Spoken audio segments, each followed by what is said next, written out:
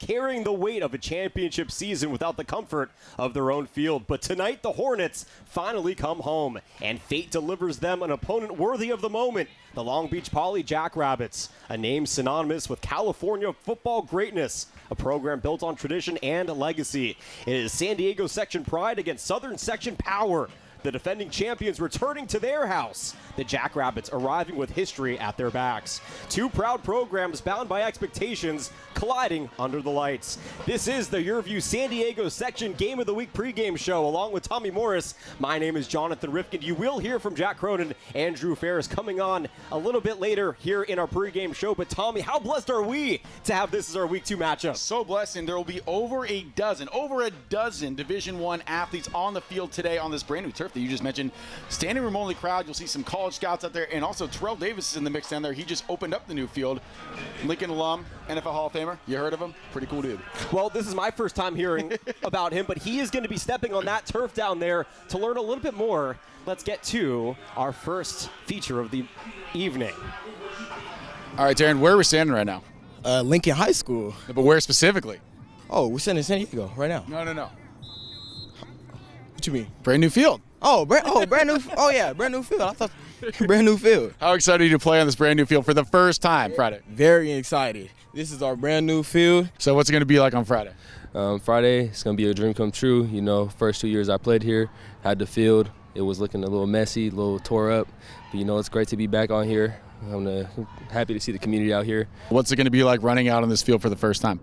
I mean, it's going to be great. Whole city going to pop out. Been 2 years in the making. It's going to feel great. You know, first time back in years. So, yeah, we're expecting a big crowd, and we're expecting to get a dub in front of the home crowd. What was your guys' first day on the field, and were you guys how giddy were you guys to get on this actual first? We were so happy. That first practice, our energy was so high, and everyone was just so happy to not be able to travel. Like we just came straight from school, straight here. So it was a high energy practice. All right, Coach. First game on the new field. How's it feel? It feels good. I mean, last year, 4 different locations for travel. It was like we traveled all over the place last year. We lost 1,000 practice hours, 4 different locations for practice, and we still, made it happen. So we're excited to be back home. Lincoln's a special place to play. I think a lot of the kids that's never played it before are going to enjoy it, going to understand the environment, understand how electric this place is. So we're looking forward to this. And you mentioned the traveling. A lot of teams don't have to deal with this. You guys had to bus to practice last year, I assume. So what was the logistical challenges of doing that last year? And again, you playing at a high level the whole time too. Yeah, especially Mondays were the worst because Mondays we had to go to Crawford and we had to practice after their team. So half of us were just sitting around on campus. Literally, we wouldn't leave here till like 7, and we'd have to practice at like 8. So and then getting back home and then having to do homework after that, it was a lot. And then just the whole week having to bus somewhere new, it was a lot on your mental strain and physical. It was not easy. You got to play on both, right? So old field versus new field. Sort of like how is it crazy better? like how nice is it being out here? I mean, I've been playing here since a kid, just like since youth. We had youth games out here. It definitely had like a hold on me, but just the feel of it and just a better field, one of the better fields I've ever played on. And what's it like getting to stand on this brand new field, get to use this brand new field on Friday? Oh, it feels great. I was here 2 years ago when we had the old field, kind of patchy, so this is definitely an upgrade. Easy to get on my brakes, everyone can run smoothly, so it's a good feature for sure. First game on this field, so what has the vibe been like on campus? It's been amazing. All I've heard is how packed it's going to be and how exciting this game should be. Playing at the Hive is what they call it. So being a part of it now is I can't wait to figure out how surreal it really is. Hearing all the claims from all the people, staff members, students, players that were a part of the team when we did play here, stuff like that. I'm excited to witness it for myself, and I can't wait. All right, Darren. Well, it's a gorgeous setting here up on the hill in central San Diego as Lincoln gets ready to take on Long Beach Poly. Tommy, the players aren't the only ones that had an opportunity to spend some time on that field. You did as well. What were your takeaways? Yeah, we were here Wednesday. I got to stand on it. It feels squishy. It feels fast. It's squishy, huh? Yeah. I think, as some of the players alluded to earlier, there were some dead spots in the field, some turf being ripped up. That's not an issue, obviously, anymore. So we should see a good, clean, good-footed game, if that makes any sense, out there tonight. We knew that this coaching staff was really excited about this new field, but they're also excited about the new season. A couple of days ago, Tommy Morris got to chat with assistant coach Jason Carter. And I heard standing room only is the rumor, so, What's the vibe going to be like on Friday night? It's gonna be a great vibe. I mean, it's football weather. You got two storied, traditional programs, tradition programs that are gonna, come out and put their best foot forward. We're looking for Poly to come out and try to get one. They dropped one last week, so we know it's gonna be pretty special to come out and play. We're just trying to just put our best foot forward and just, it's the most important game because it's the next. We're just trying to just do our best and just try to grow as we go. Speaking of logistics, I mean, you were used to logistics last year. This week, you had a little bit of logistics as well coming back from Hawaii. So what's it like getting everyone back on the same time clock, doing all that stuff? Like, what are some of the extra steps you had to take? Well, nothing comes easy at Lincoln. Nothing comes easy. But we're excited to be back home. Just trying to get the kids acclimated to being back home, to how we do things at home. It feels good just to walk out of the locker room and be right here on your home field. Last year, that was like, we were trying to get dressed here, trying to beat the clock to get to a practice. It was a mess. Long Beach comes down, and I've always kind of thought this too. When a San Diego team plays an out-of-section team, it's really city versus city. So what's it like to represent not just Lincoln, but all of San Diego versus an LA team? We take that very serious, especially the last 3 years we've been traveling and playing. We always want to put our best foot forward, but knowing that we represent the whole city and we're going against LA, the kids get excited for it. So we just came back from playing Hawaii. That was a big game. We got Poly. Then we're gonna play Vegas. So we're kind of grown used to it, but we understand what the task is and what we got to get done. And for Poly specifically, I know last week they probably had a disappointing week, and I know it's sort of a weird question, but as a coach, you almost wish that they didn't because they're going to come down a little more angry. So what's it like getting guys to gear up? Like, hey, they're going to be mad when they get here. Well, I think for us, like the message for me coming to the boys is that it's us versus us. It's not us versus Poly. So whoever plays the cleanest game, whoever don't turn the ball over, and it's the battle between us. Like, can we come out and be penalty free? Can we come out and execute the task? Can we come out and do the things that we need to do? Playing with effort and energy. Those are all things we control. That doesn't have anything to do with Poly. So if we can come out and do those type of things, we'll be fine. Well, this coaching staff isn't the only one that's ready for tonight's game. Jordan Roa, the new gunslinger for Lincoln, taking the place of Achilles Smith Jr., the young quarterback now up at Oregon fighting for a spot on their depth chart. But Roa had a pretty good game in Hawaii last week. Looking forward to maybe capitalizing on the momentum here tonight. Yeah, we just saw Coach Carter there, and he's the guy who's getting the signals from Coach Carter. You'll see him tonight. He got a little bit of reps last year. This is his first time really being the main dude. And you see him there on your screen right there, number 10. He is very excited to show what he can do this year. And this is really his moment, especially tonight against the Long Beach Poly. He does have an offer from Delaware State, hoping to pick up a few more earlier this week. Our own Tommy Morris got to chat with the young quarterback.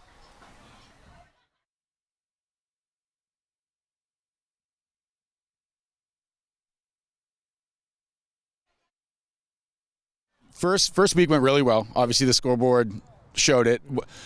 Tough trip, though. You got to go there, come back. So you guys were really good in Hawaii, and you specifically had a big 97-yard run. Can you walk us through that play and kind of what that was? First week went really well. Obviously, the scoreboard showed it.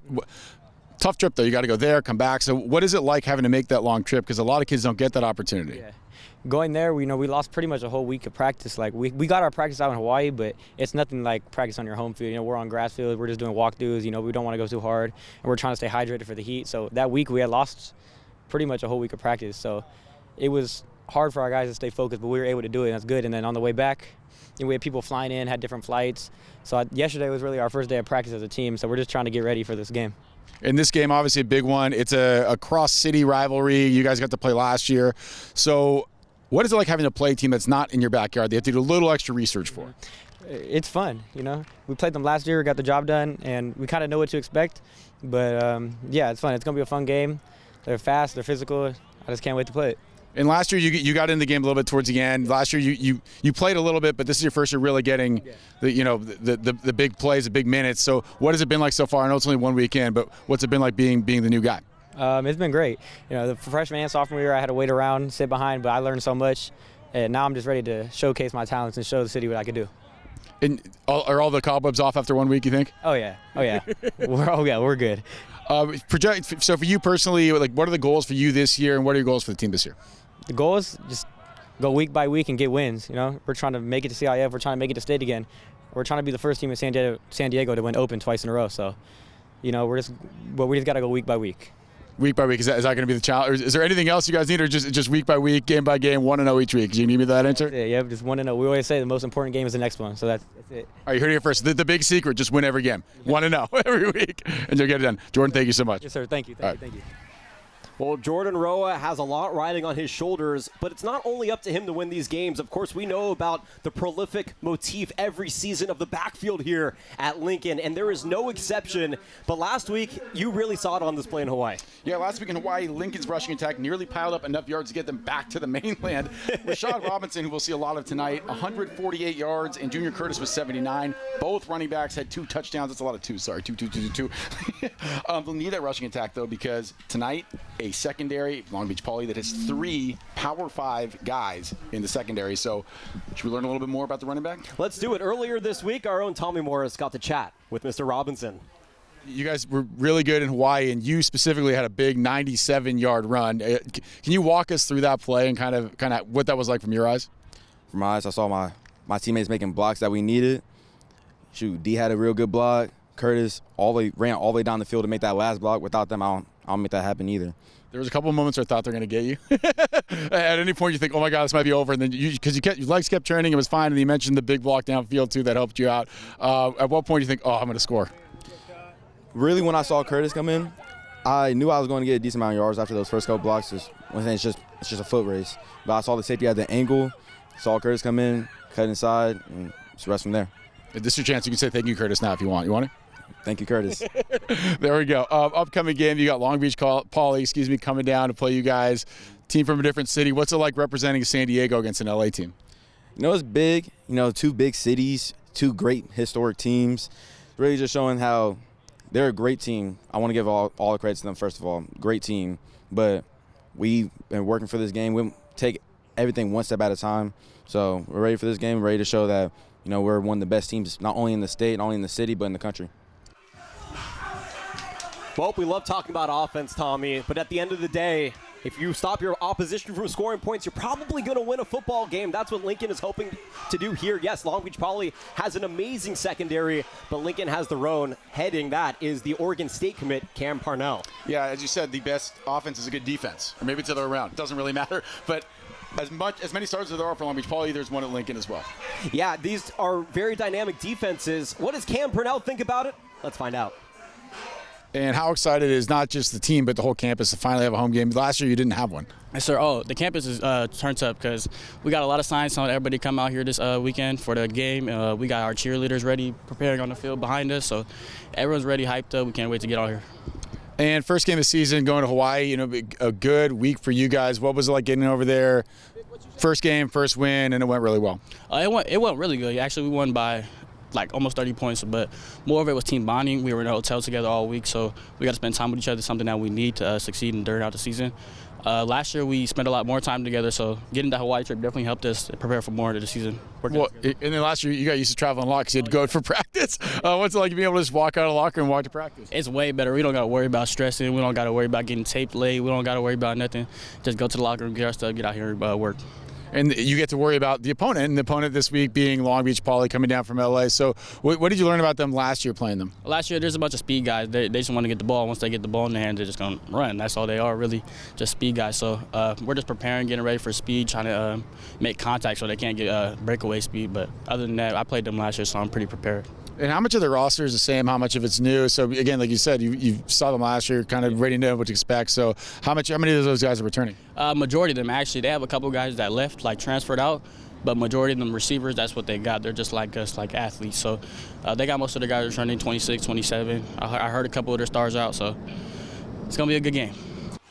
We love offensive, defensive continuity, Tommy. But Lincoln has really amassed a great deal of wide receiving talent in the past couple of years. You think about Drayden Gardner, the UC transfer who was here for 2 years. Ty Olson, the all-Southern section player, tearing it up potentially at Utah State here this weekend. But they have a new set of wide receivers, and at the core of that, somebody very talented. Yeah, Darian Bridges made his first varsity start last week in Hawaii, and he did not disappoint. 8 catches, 106 yards. I'm excited to see him tonight. What did Darian think about his performance last week, and what does he expect for the rest of the season? Let's find out. And for you personally, 106 yards, 8 receptions. I think I got that right? Yeah, so for you, how was that game? I'm sure it enjoyed the flight home. Yes, I enjoyed the flight home, and that was my actually first varsity game starting actually. So yeah, I had to bring some energy in my system. So. How many plays does it take? So going from JV to varsity, how many plays does it take to be like, all right, I'm ready? Like we're good here. Was it the scrimmage before? Like when did you finally feel like comfortable? I'll say we did like a scrimmage here. That's when I really felt comfortable. Like I was getting my legs right and stuff like that. Yeah, I was ready.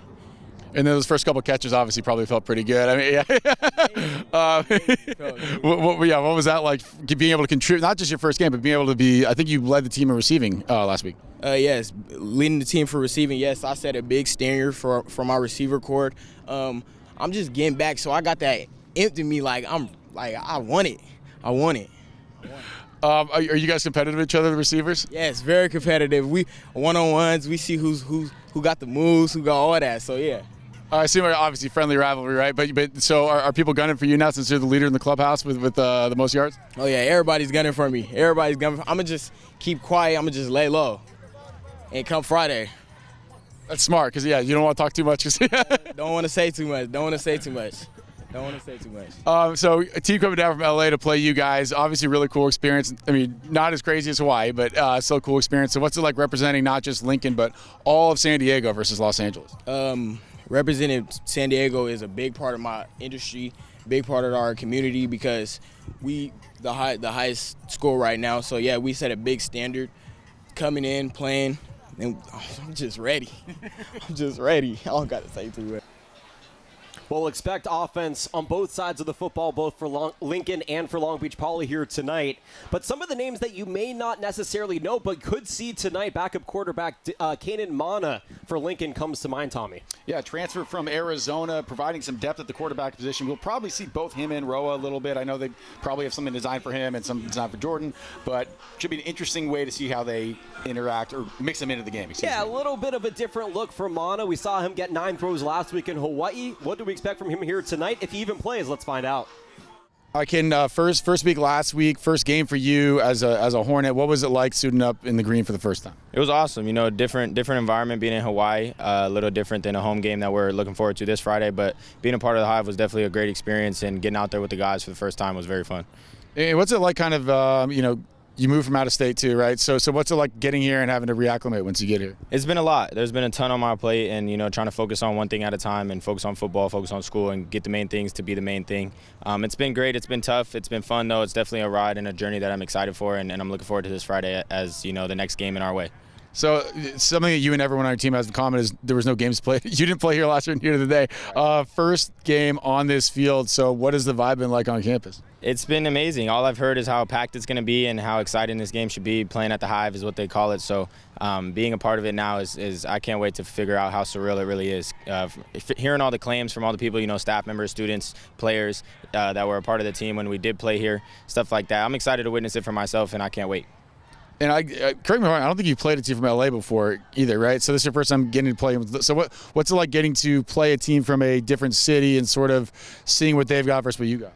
I'm excited. Long Beach Poly is a very storied program, and they have a ton of athletes over there just like we do. So we're going to go into it with the high hopes and keep our chin up and make sure that we execute play by play and try not to get too high, try not to get too low. And I can't wait to figure it out and see what California ball is really like.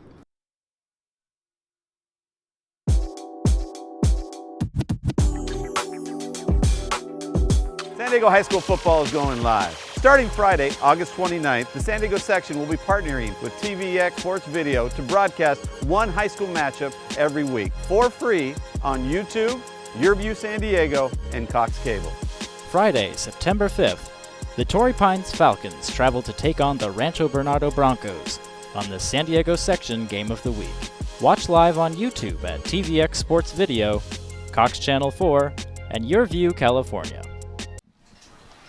It is week 2 of the high school football season, but it is week 1 for us here on Channel 4. You can watch us throughout Southern California, Los Angeles, Orange County, Ventura County, Santa Barbara, here in San Diego, and as well as Palm Springs, Yuma, and El Centro. Tommy, what an amazing feat, and what a huge congratulations to this entire production team at TVX, our friends at Cox, here at Lincoln, Long Beach Poly, everybody for coming together to make sure that we can bring you high-quality San Diego section games all week long. We will be at Rancho Bernardo next week, but we are counting down to kickoff here tonight between Lincoln and Long Beach Poly. When you think about the Southern section against the San Diego section, what comes to mind? Well, you heard a lot of the kids in those interviews mention this. Like, they feel like they don't get a lot of respect down here in San Diego because there are so many good schools in Orange County, in Los Angeles. So games like this are their chance to prove themselves when it comes to those state rankings, when it goes to state playoffs. These games are huge.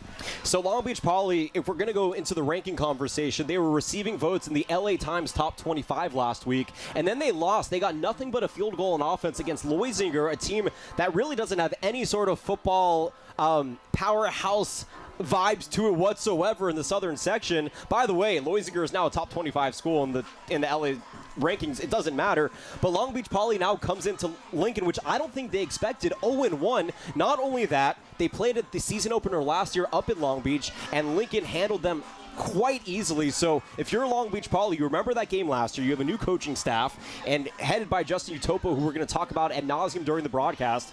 And now you have to come down against Lincoln on their new field after losing to a team that, on paper, you probably should have beaten. What's the mindset? How do you feel here in week 2 if you're Long Beach Poly? Well, you mentioned last year it was 42-14 up there at Long Beach. So, that was a shocker from my perspective for Lincoln. So that was great. But last week for Long Beach, losing that game 14-3, really kind of got caught up in one of those weird games where just the tempo never really worked. They never got in the flow of things. The first possession for each team, 2 total possessions, lasted a quarter and a half. So when you want to play fast like Long Beach Poly kind of wants to and throw the ball a lot, those things kind of put a little more extra stress on the offense. They only ran the ball for 35 yards. I don't see that happening again for them the rest of the year. I think that was sort of a fluke. Deuce Jefferson, we sort of mentioned the open. A Weber State commit. He struggled in their first game. Again, I don't expect to see him do that again this year. Some young receivers kind of trying to figure it out. So I would throw that away. Whatever happened last week, put it in the toilet, flush it. It is gone. This is going to be a different team this week. We talk about secondaries and we talk about Lincoln secondary. Long Beach Poly can match up with some of the best in the country, pound for pound, when it comes to their secondary. How important is the secondary going to be for the offense's confidence coming onto the field tonight? Yeah, Lincoln likes to throw the ball. That's not really a secret. They didn't need to last week, and I mentioned again earlier in the open, they're probably going to do the same thing because 3 Division I guys in that secondary. I'll mention them right now. Juju Johnson, who's got an offer from almost every school in the country. He's a 2027 guy, so only a junior. Dante Wright Jr., also a junior, committed to Georgia, and Deion Jackson committed to Cal. There's 3 of them. So they can match up dude for dude across the board with Lincoln. So they're going to have to rely on the run. And on the flip side, Lincoln's got some good corners as well. So I think whoever can figure out how to run the ball better tonight will win this game, and that should favor Lincoln. Yeah, Lincoln runs that dual threat sort of West Coast style offense. Do you see that being instituted tonight with Jordan Roa, or are you assuming that they're probably going to call more pocket passes for him? They'll probably try to keep him in the pocket, but again, what's going to help him too is hand the ball off, hand the ball off. You're big on the running game here tonight. Got to establish a run. Is that Tommy's one key tonight? If we were going to establish Tommy's take tonight, is it running back related? Run the dang ball. Yeah, whatever team can do that better, I think will come up on top, and I think it will be Lincoln. It's an interesting situation. Lincoln gets to host the first now of 5 straight games. What kind of tone setter is this for the Hornets now that you have to play 4 opponents all from out of the section upcoming? Yeah, and they did it last year too, but they had the opposite of it. They had to go every game was an away game. They had to go to Hawaii. Right. They had to go to LA. So now they get to do it at home, and last year they couldn't anyway because there was no field here. They had to go down to Southwest for all of their home games. So this is going to be really, really nice to be able to just be at home and take in all these out-of-section opponents. And this is, again, the first one of these. You have a weird sort of short week with the flight back from Hawaii, so there is some logistical stuff that makes it difficult. You may have noticed this game's 30 minutes late because Long Beach probably had some logistical issues getting physically here with the bus. I'm sure they'll talk about that later. But, yeah, it's got to be exciting to have all these really, big-name schools come into San Diego and take on Lincoln. Long Beach Poly has over 60 NFL players in its school's history, dating back to 1913. Since 1960, only 5 head coaches have held the job at Long Beach Poly. 4 of the 5 have delivered CIF titles. That's a ton of pressure. No pressure at all. If you're Coach Topo down there and you're like, okay, number one, I went to Lakewood, which is a bitter rival. Not I. Coach Utopa went to Lakewood, bitter rival. By the way, he took the Lancers to their first in the 2010s and 2020s state championship appearance last year, which is why he was awarded the head coaching job at Long Beach Poly. But there's so much. I mean, when you talk about the gravitas of Southern California football and the history, yes, we could sit here and talk about Mater Dei, and we could talk about Lincoln and Cathedral, and we could talk about Helix, and we could talk about Servite and St. John Bosco, but Long Beach Poly deserves at the top of that conversation with all of them. Yeah, I mean, especially I think they were voted #1 sports school from Sports Illustrated way back in the day too. So it's a school that it doesn't matter who's wearing the uniform speaks volumes for itself. Without further ado, the Lincoln Hornets trot out onto their new football field for the first time. They get to call it home in almost 660 days. The sun is setting over the gorgeous city of San Diego. You got planes on final to San Diego International, and you got two teams ready to go here on a Friday night. And speaking selfishly for you and me, because we're going to be down on the field, Please I'm be happy selfish. the sun's set. Oh, yes, it is nice and cool. Sweating. You might have noticed that. It is hot up here. It'll be good for Drew and Jack as well. And by the way, that new turf, it does absorb heat, so I'm sure that these players are very happy that they got a 30-second delay on this game to allow it to cool down a little bit before they get going. Yeah, I mean, and you see especially early in the year, cramps are always an issue because guys are still getting back into shape. So I think these guys will be thankful there's a 30-minute delay here. What kind of pace do you expect? You know, we've seen a mix for Lincoln in the past of slow and then tempo. Do you expect them to go tempo, or you see them mixing it up? I could see them going fast. I mean, they like to put up points. That's what Jason Carter does. That's what he's known for. Long Beach Poly's got some good guys defensively, as I mentioned. They also have a guy I didn't mention yet was Jaden Hernandez. You'll see him on both sides of the ball. So when you have a guy like that at defensive end and you want to kind of hinder him a little bit, make him go fast so he doesn't have a chance to take a break, and that'll also affect him on the offense too. Lincoln Long Beach Poly, round 2 in the last 2 seasons. Lincoln won last year 42-14 up in South Los Angeles. They're looking to ride the wave of momentum. A different looking team. Achilles Smith Jr. is at Oregon. Drayden Gardner and Ty Olson have moved on. The defense is turned over, and yet the Lincoln Hornets are ready to fly here in their first home game, the first of 5 consecutive in 2025.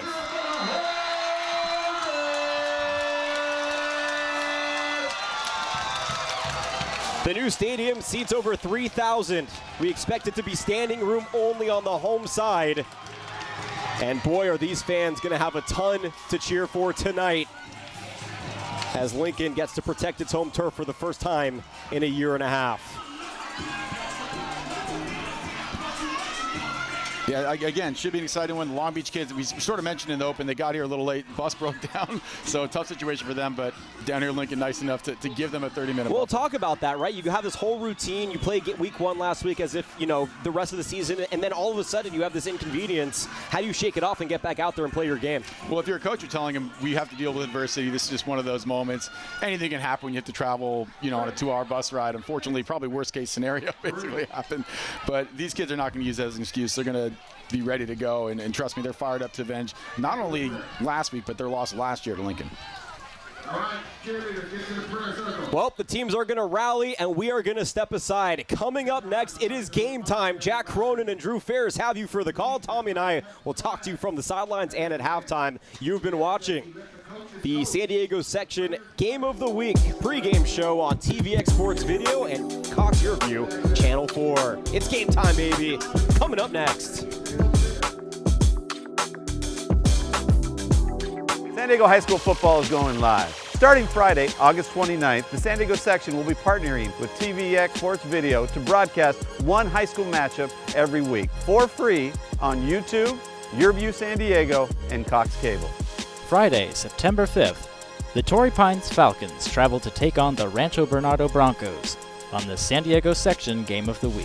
Watch live on YouTube at TVX Sports Video, Cox Channel 4, and YurView California. Tonight's referees is referee Mike Andrews, umpire my boy Milton Clark, heads linesman Chris Meyer, line judge Charbo Moines, and back judge Brad Sheen. Let's hear it for your officials.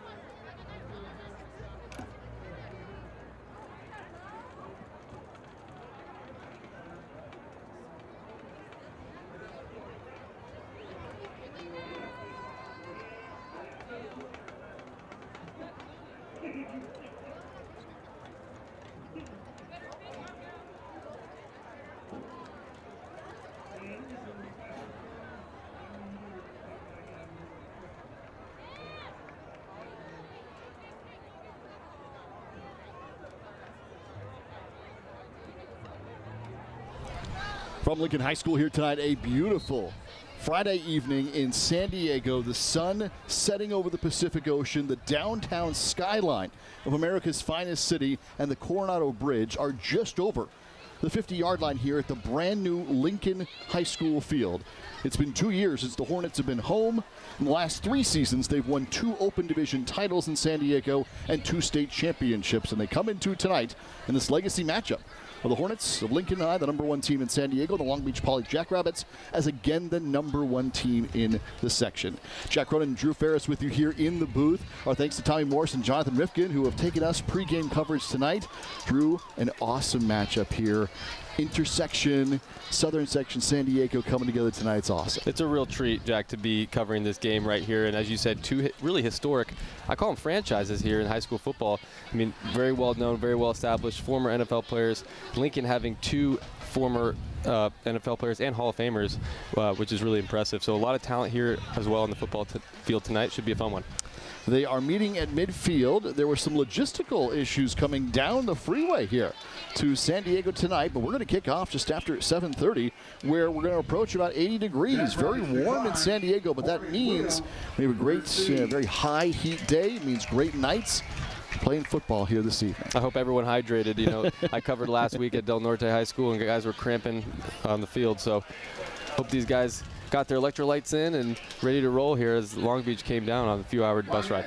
Yeah, it was a long drive down the 5 to get here to San Diego, but we are ready to roll here tonight. And as Drew mentioned, these are legacy programs that we've been talking about. Terrell Davis helped to christen this brand new field here at Lincoln High School, the alma mater of Marcus Allen, Achilles Smith, and these great players that have come through Lincoln High, and this resurgence that they've had over the last 3 seasons where they've won not only the Open Division title in San Diego, but 2 state championships. Right, and Coach Day, he's done a really impressive job here with this program over the last few seasons, and it's really impressive to not even play a home game over the last 2 years and winning state titles and competing for championships, which they've done a great job of. And they had a really young team last year, lost a few key players. Achilles Smith Jr. went on to Oregon, but they still kept their core here this season, returning for their senior years, and some young guys stepping up too. So it'll be fun to watch Lincoln embark on this season. You heard from Jordan Roa, the new quarterback here at Lincoln High, during the pregame coverage. And this has been an impressive start to their season. They went to Punahou in Hawaii and won 57-29. Now they come home to face Long Beach Poly after beating them last year. Now they get them at home. The Jackrabbits falling 14-3 and losing her in their first game of the season. They come down the freeway here, and you're going to talk about the greatest programs at producing next-level talent. Well, obviously Long Beach Poly is in that conversation. Really is. And Long Beach Poly, a very historic program themselves. Last week, only scoring 3 points, though, on the offensive side of the football. So they're really going to have to step up here tonight. Lincoln, great on both sides of the ball. They have 10 guys plus with college-level talent getting recruited. So there's going to be lots of talent on the defensive side of the ball as well. So Long Beach Poly has their hands full tonight with this Lincoln Hornet football team. Justin Adupo taking over the Long Beach Poly team. As Drew mentioned, David Dunn, the legacy head coach now, former NFLer who has guided Lincoln back to the top, was an assistant here when they rebuilt the entire campus, and now they've rebuilt the field, and it is gorgeous. As we said, the skylines and the viewpoints that we have here tonight are pretty fantastic in San Diego. As you see the twinkling lights up on your upper left there, the Coronado Bridge. It's just in the distance. The national anthem tonight, before we get started this evening, CIF San Diego Section Game of the Week.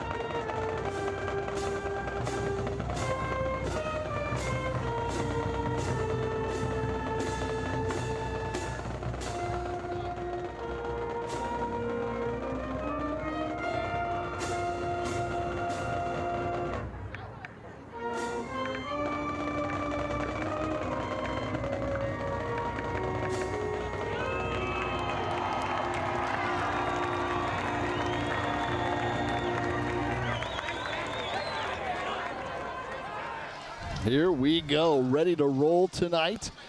Week 1 action in high school football across Southern California. Thank you for being with us. These two legacy programs that are going to battle it out.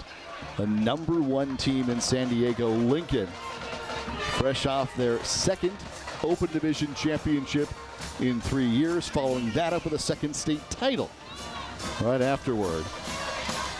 And they are going to receive first to open this one up. Junior Curtis, the outstanding running back. Courtney Miller-Thompson. And David Christopher Dunn. All back for Lincoln. They are in the dark green jerseys with the white helmets, the Lincoln Hornets. #2, King David Christopher Dunn. Long Beach Volley kicking off in the light jerseys with the gold helmets. The Jackrabbits. #6. And for their first win of the season, Lincoln looking to remain perfect on the year.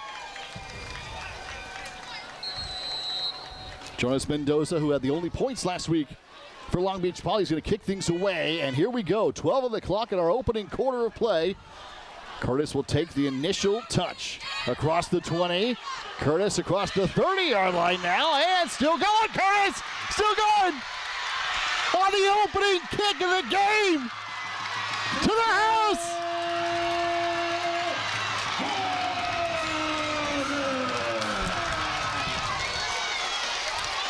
Well, that's the way to start the football game, Jack. Junior Curtis bobbles the opening kickoff. You think he's going to get pushed to the sideline, but his explosiveness and his speed takes over. And all you need at this level is just a crease, and he does just that and takes it to the house. An initial bobble of the football for Junior Curtis, the senior. But it doesn't matter.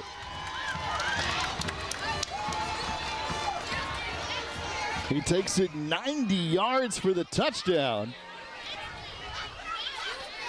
And Lincoln's already up 6-0.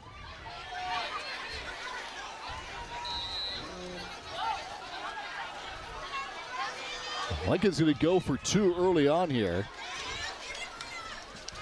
And Jordan Roa in his second game as the starter for Lincoln. Lining up for the potential 2-point conversion. We are 15 seconds into this game. Hornets would like to go for 2. And the Hornets are trying to go up 8-0 off the 90-yard kickoff return. Roa rolling out to his right, going to the back of the end zone. It's there, and 2 on the board for Lincoln. Darian Bridges with the conversion, and the Hornets are up 8-0. So you can see here on the kickoff, Junior Curtis, he should be holding that ball. There he goes, he puts it in his left hand, and yeah, he stays in bounds. Ooh, can't really tell if he stepped out, but no replay in high school football, and Junior Curtis does the rest, takes it to the house, and scores a touchdown. And when you have an explosive playmaker like that on special teams and on offense, it's really tough to stop, and it's something to account for. And it's going to be maybe a big difference in this ball game depending on what Long Beach Poly does on offense. Off a 900-yard rushing season a year ago, Curtis had 16 carries for 79 yards and 2 touchdowns at Punahou last week in Hawaii. And he comes up with a 90-yard return off of the bobble. So not even clean start. Yeah, if you're the special teams coach for Long Beach Poly, you're pretty frustrated with that. Because usually when a returner bobbles a kickoff, they don't take it to the house like that. But just leveraging the football, keeping everything inside and front, belt buckle to the football, but Junior Curtis just ran right around him and scored a touchdown. Adel Nunez, who hit his lone field goal try last week. The sophomore will kick things away. A 29-yarder a week ago in Hawaii, and now we'll kick things away with an 8-0 lead. We're the Lincoln Hornets, the #1 team in San Diego. And here is the next chance on the return. Well avoided, coming out of it for Dante Wright Jr., and he's got some room. Wright still going. Wright trying to answer, and down to the 20-yard line. Well, big time return, maybe a flag on the play. Got dirty laundry on the field, Jack. There is a penalty flag out there at the 45 of Lincoln, and it's going to come back on the return.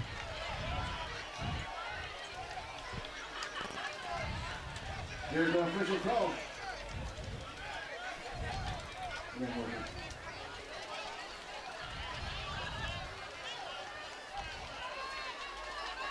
Personal foul on the Jackrabbits. A 15-yard penalty. First down. So personal foul on the Jackrabbits will push them back. But you did see the explosiveness of Dante Wright Jr. and why he's getting heavily recruited by Power 4 schools. Well, unfortunately, it turns into a 40-yard penalty on the personal foul, but boy, what a return. He hits the seam, goes north and south. Trying to see where that penalty was, didn't quite see it. It was trailing the play. He made it to the 20-yard line, but the penalty was way back at the 45. It was 25 yards behind the play. And in the end, it ends up costing Poly about 40 yards. They'll put the ball on the ground to start off the first drive. It's already 8-0 Lincoln, and there's no gain on the play. Tristan Ventura, coming off a 500-yard season a year ago. The initial carry, it'll be 2nd down and 10. And Lincoln is just so tough up front, right? I mean, when you can control the line of scrimmage at any level of football, but especially high school football, it's really tough to get anything going offensively. Looked like it. Oh, I see the forward progress was stopped. So 2nd down, long 9, short 10. Ventura, the first carry of the game, 3 TDs a season ago. And the senior at 5'9", 185 lining up. This carry will go to Harry Johnson. And he'll take it out to about the 43-yard line for a gain of 3.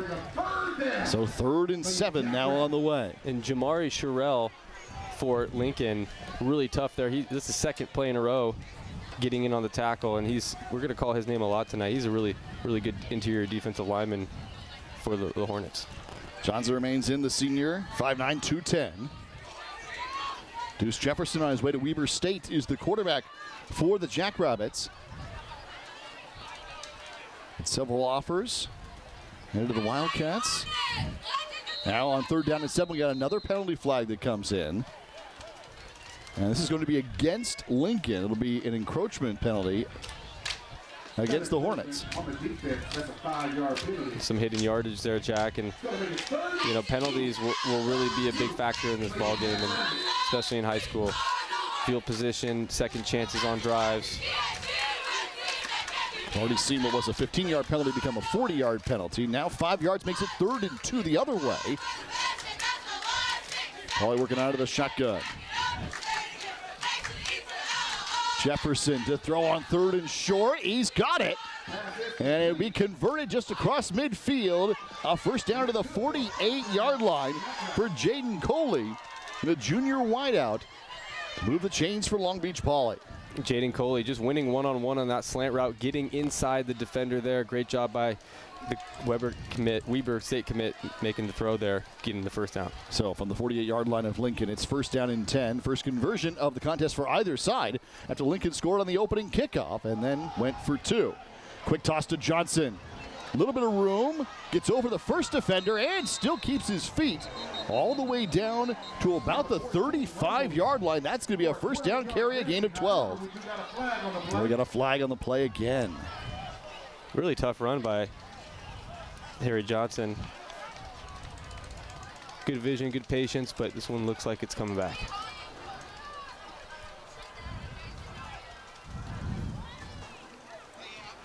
So another penalty on this drive, and it's going to be another personal foul penalty against Long Beach Poly, the 2nd of the game. So negates what would have been a first down run. And brings the football back across midfield to the 49 of the Jackrabbits. Yeah, that's tough, Jack. I mean, when you're playing a really talented football team like Lincoln, field position is absolutely crucial. And now you're putting yourself in a really tough spot to get in scoring position, right? This is what we call somewhat of the fringe point of the field, middle of the field up until like the 40-yard line right before field goal range, just beyond punt range in field goal range. So yeah, you're knocking themselves out of that fringe point. Well, now they're even going to go back even further because of the location of that personal foul. So now it's going to go back to the 39-yard line. 8-0 lead for Lincoln. 9:16 to go in the opening quarter. This is the first drive for either side. Deuce Jefferson Swings it out. Pass complete to Coley, his second of the game, but he's immediately stopped. Drop for a loss. Back to the 35. It's a loss of 4. And that's Prince Tavizon. Or excuse me, no, Prince Tavizon's number 11 now. He was number 3. Making the play out there in space. They weren't fooled at all. They tried to do a little trickeration, and the Hornets all over that one. Prince Tavizon headed to Oregon next year. 90 tackles a year ago, 13 sacks. And on the option play, the ball is dropped. Ball comes out on the true option to the far side, and Lincoln picks it up. Turnovers, they'll really get you. And now Lincoln's in scoring position. So we saw 2 penalties, one on the opening kickoff personal foul. We saw another personal foul on offense. And now this is a totally different ball game. Lincoln up a possession in scoring range. Already scoring on the opening drive of the contest from the kickoff.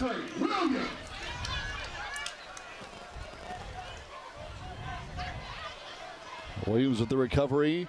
It'll be 1st and 10 for Lincoln. They went with the option play.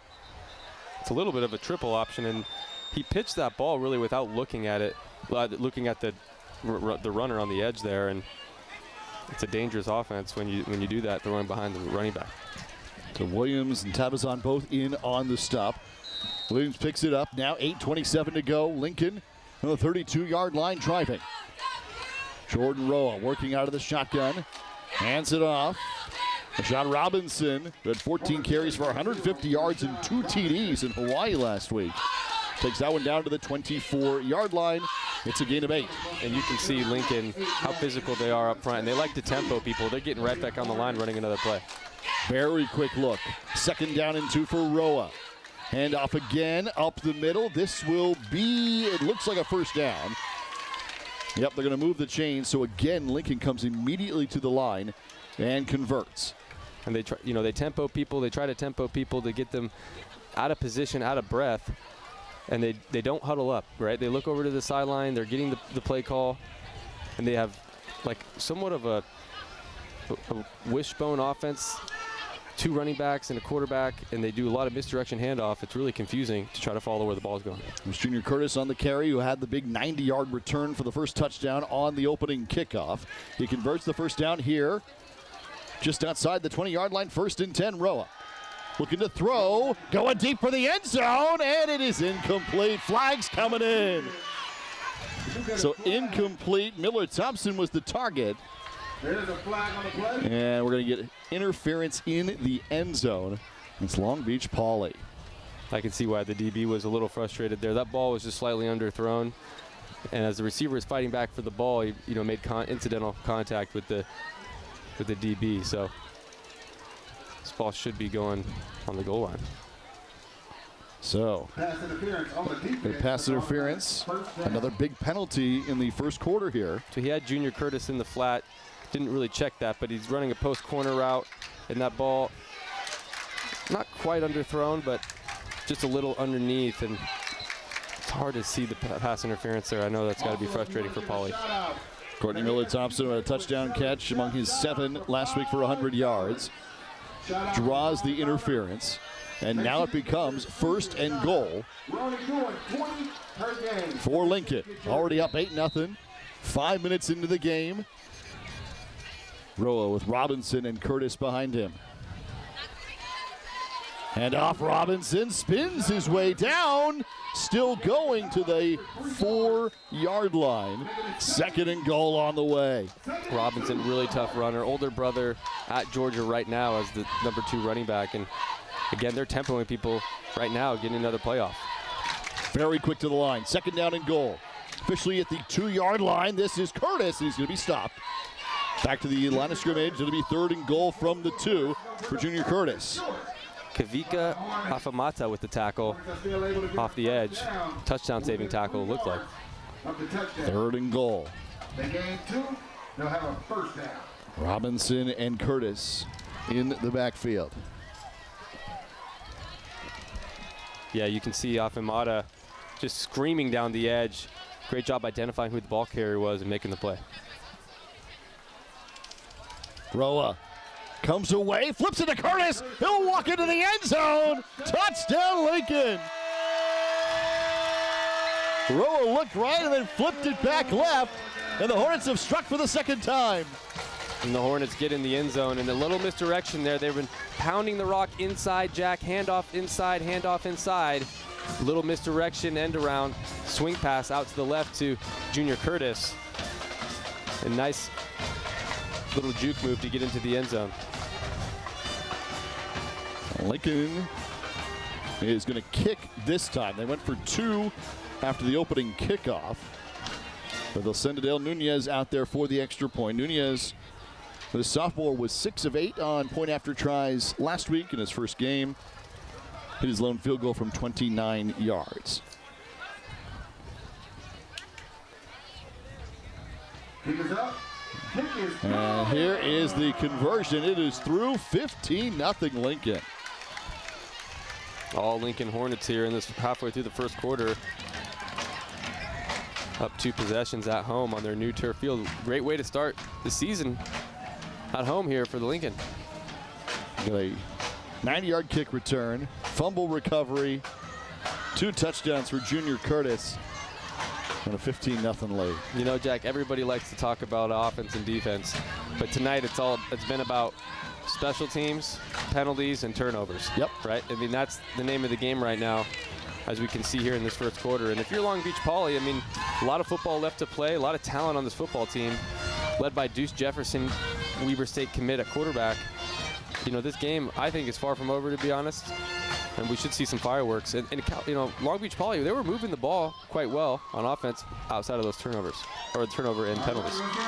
Yeah, the penalties, I mean, their kickoff also went back to the 20-yard line, but was called back on a personal foul, and another personal foul on that opening drive. Then, of course, the fumble picked up by Lincoln.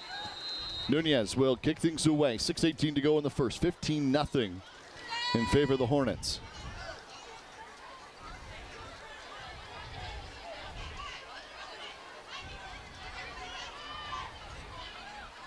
Kicked away. It'll be taken on a bounce at the 12. Kamari Smith on the return this time. Smith a little bit of room to work. Cuts it up the middle. Flag comes in. Here comes Smith. Another flag near midfield. And Smith will finally spin out of bounds toward the 40-yard line, but there are 2 penalty flags on the return. I think they're going to get him for a blindside block and also possibly a block in the back as well. But they did a little bit of a sky kick deep right. And when you have a dangerous returner, you want to kick away from them and pin them. And Lincoln did a good job of that. Kamari Smith headed to Sacramento State last year in his junior season. Nearly 600 yards, 7 touchdowns. But this penalty is going to be a block in the back.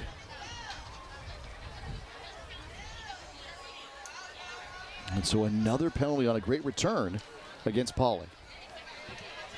Penalties again, you know, field position, that's what it really leads to, right? We talk about average starting field position, putting yourself in comfortable down and distances. And when you beat yourself up with penalties, it does allow the defense to pin their ears up and really get after it. So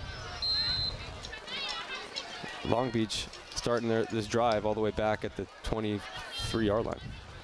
Again, because of penalties. 6:04 to go in the first. 15-0 in favor of Lincoln. Jefferson comes back to it and completes the pass. Zion Anderson.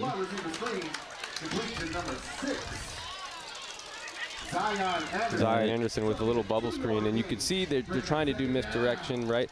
They try to do similar things that a lot of high school teams like to do, but they have a lot of really good athletes. They're trying to get them in space and just find a crease to move the ball up the field. Makes it to the 25-yard line, a gain of 2. 2nd down and 8. Deuce Jefferson headed to Weber State. Working out of the shotgun. 4 wide for Poly.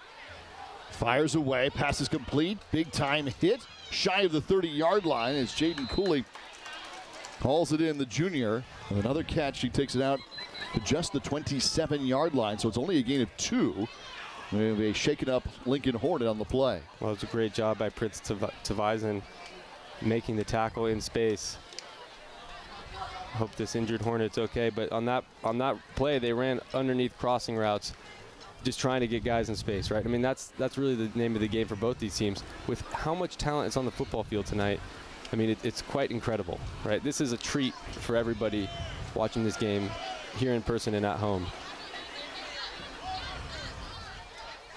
So you can see here, Deuce Jefferson, he just, on the bubble screen here. Yeah, quick tosses. Sniffed out well by the Lincoln Hornets. And they fly to the football. I mean, they do a really good job on the defensive side. They're really ferocious. They're really got a tenacity, unlike most teams here in San Diego. Really well coached, high discipline. They really bring the energy on Friday night. All right, we got third down. So now it's third down. Jackrabbits. Clock is rolling. 5 minutes to go in the first.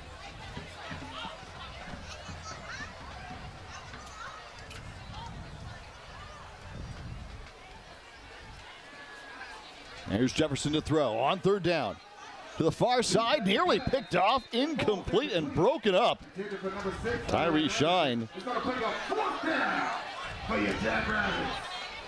makes it fourth down. We're going to see our first punt here tonight. I mean, they had a nice route combination deep down the field, and you know, it's a little risky when you do that with such a great defense and such a great pass rush, because the plays take a little longer to develop, Jack, right? And when that happens, you just have to get good protection up front, allow your quarterback to make the appropriate read. But they defended it really well and forced the fourth down. Jaden Hernandez, who is going to Colorado State, the tight end, is actually going to come on to punt this one away. And back to receive is Courtney Miller-Thompson. Low snap, hits the ground. All the way back. It's a good kick. And a fair catch is called for. Or maybe not. They'll just get him a simple catch at the 30-yard line. Flag comes in as a helmet came off at the 40-yard line. There was a fair catch. There's going to be a penalty flag at the 30 where the fair catch was called for. Back at the 40 on the other side, so where the fight broke out, there are going to be penalty flags there as well. Now, that's before I asked Drew about the snap on the punt. Yeah, well, wasn't ideal. And as Jack knows, I'm a former long snapper myself in college and professionally, so I do have an eye for it. But great job fielding it and still getting the punt off. But again, penalties, right? I mean, we're looking at multiple penalty flags on the football field, and, you know, it's kind of inexcusable. Very good punt. After the low snap was a very good kick. Yeah, there's the fair catch. So it was made. Catch. And then you're going to get a hit afterwards. That's one of the penalties. That is one of the penalties. And then he does do a little bit of a taunt there, it looked like. But then there's also the penalties back for the fighting. Right, and here it is. Personal foul, looks like. Unsportsmanlike, that's against Pauly. Okay, so we've already had an ejection because of that. Okay. And then we'll go down and we'll address the fair catch. The fair catch, but we've had an ejection because of the fight all the way back at the 40. So that's what is being explained right now to the coaching staff over at Long Beach Poly. Justin Atupo, great player at Notre Dame and Lakewood. First-year head coach for Long Beach. And all of the flags are going to move the football back to the 40-yard line of Paul. And after that, I mean, they might as well have gone for it. Yeah. Looking at this field position here after that result.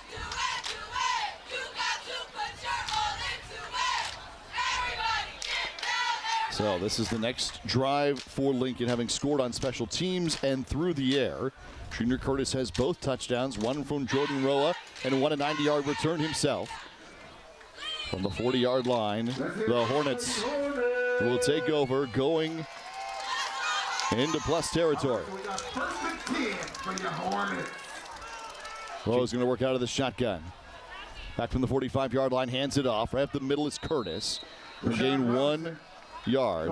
It's Robinson on the carry. Rashad Robinson, the senior, gets one. It'll be 2nd and 9. Just a little 4 wide receiver set, single back. Simple handoff up the middle, and they do those plays just to set up what they're trying to do here later in the drive. And boy, you're right. You're so quick to the ball. This time it is Curtis. And Curtis will get down to the 36-yard line. He'll gain 3. You can see the wiggle by Curtis, and you can see why he has multiple offers to pretty solid programs across the country. Curtis and Robinson both in the backfield. Pauly jumps. Let's see who this is on. It's going to be against the Jackrabbits. Another penalty. Another penalty. And they force him into a 3rd down scenario there. And now they're going to have 3rd and inches. So, you know, that's the thing about, you know, coaches, right? Coaches look at that and it just kills drives. It just kills the momentum, and it's giving the other team points or field position that lead to points.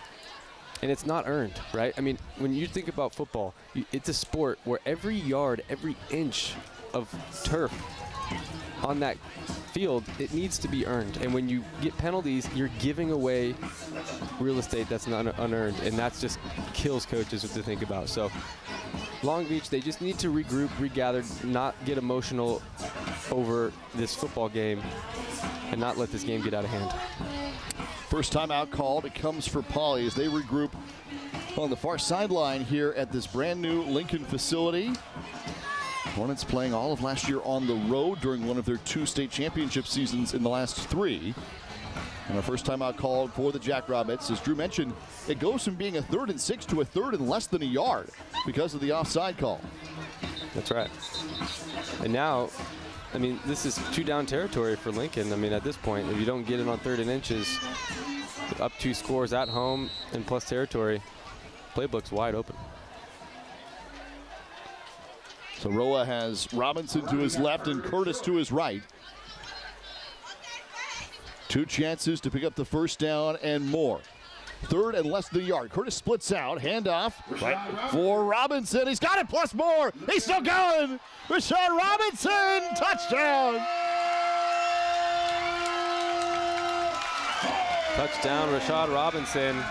Tough running there. Real low center of gravity, breaks a few tackles, and he does the rest and gets in the end zone.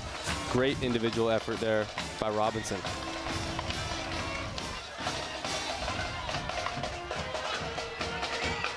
He really packs a punch. I mean, watching him run, you can't arm tackle that kid. Got to wrap up and tackle. He's made it 21-0. They'll go for the extra point. Already converted for 2 on the first touchdown. 4 minutes left here in the first quarter. And so Adel Nunez will come on for his second try. The first was good. 21-0 Lincoln. Robinson with a touchdown. Curtis with 2. The extra point is good. 22-0. 8 minutes into this contest. Quite incredible. We'll give credit to Lincoln because they've come out, they've executed.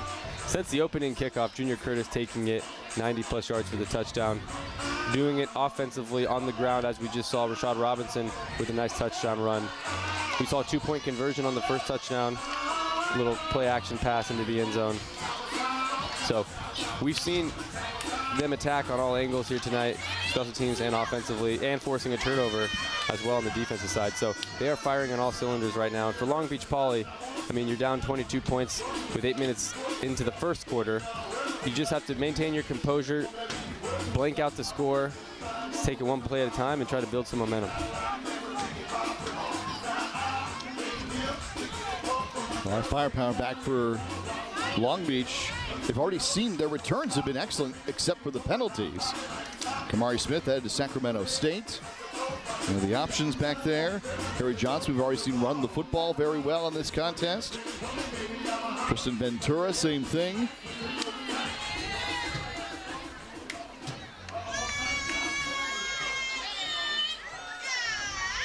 And they'll spread out.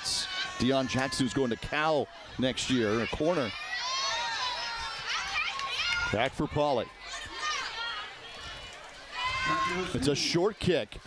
Johnson will try and track it down. It gets by him and then out of bounds. So a penalty flag will actually come in. Let's see if he touched it before it went out. Looks like it's going to be a penalty on the Hornets for kicking the ball out of bounds. Lincoln went short that time. Again, we mentioned, despite the penalties, the return's been pretty good for Long Beach. And that's why they're doing these squib kicks or sky kicks out to the numbers or beyond.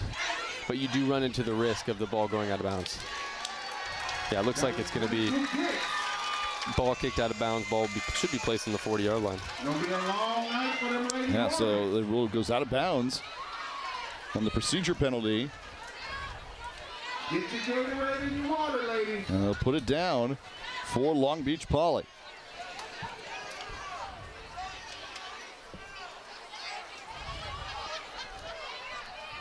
Deuce Jefferson working out the shotgun. They had the fumble on an option play earlier that led to one of the 3 touchdowns for Lincoln.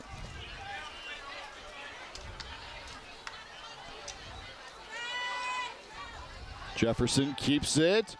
He'll fire long to the far side, but nobody's there. Incomplete. Jaden Coley was the intended target, but he had pulled up short of midfield. Yeah, a bit of miscommunication there. I mean, he had Zion Anderson underneath on a slant route, which I thought that's where he was going to go with the football. He was wide open. But it looks like threw the ball downfield and nobody was home.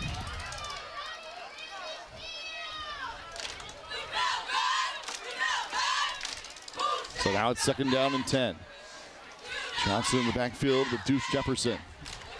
3:56 to go in the opening quarter. Lincoln's already scored 3 times, up 22-0. Hand up to Johnson, tries the left side, and it'll be taken down after a gain of just 1 on the play.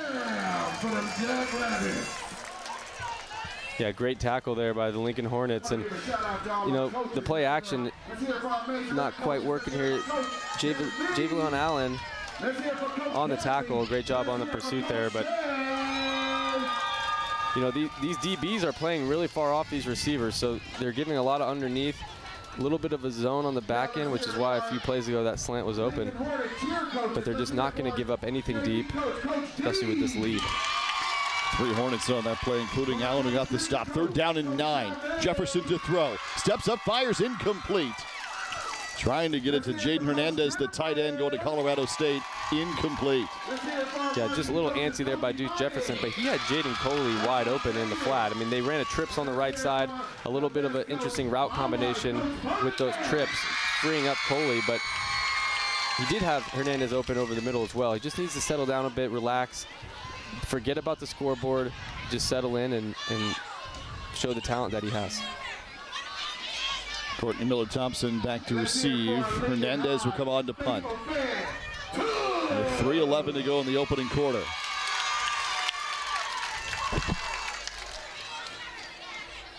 Also, if you guys want to give shout-outs, I'm going to make them exclusive. They're $5 at the ASB booth. Let's make these kids feel special, and you'll be helping out our ASB. High kick, fair catch again, called for just shy of the 30. And so Lincoln will take over there.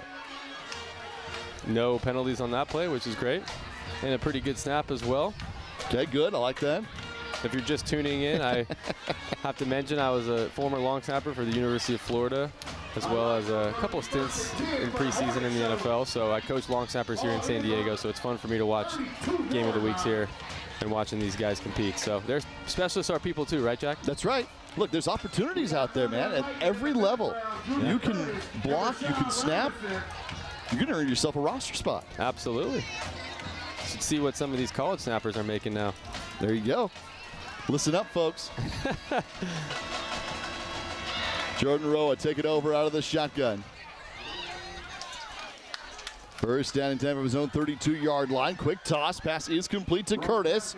Curtis cutting it back across the 40 and very close to a first down. It's going to be about 9 yards to the 41. It's a great play by junior Curtis there. It's just a simple toss, simple throw out to the left-hand side. And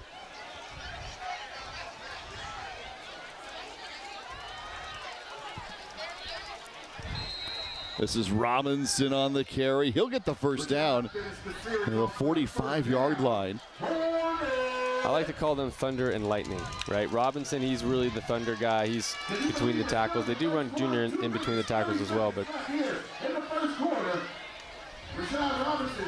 nice spin that time, but taken down for no gain. And not only are they doing it, quickly on the ground, but the pace is so fast. It's so fast, and they try to get these guys out of breath and out of position.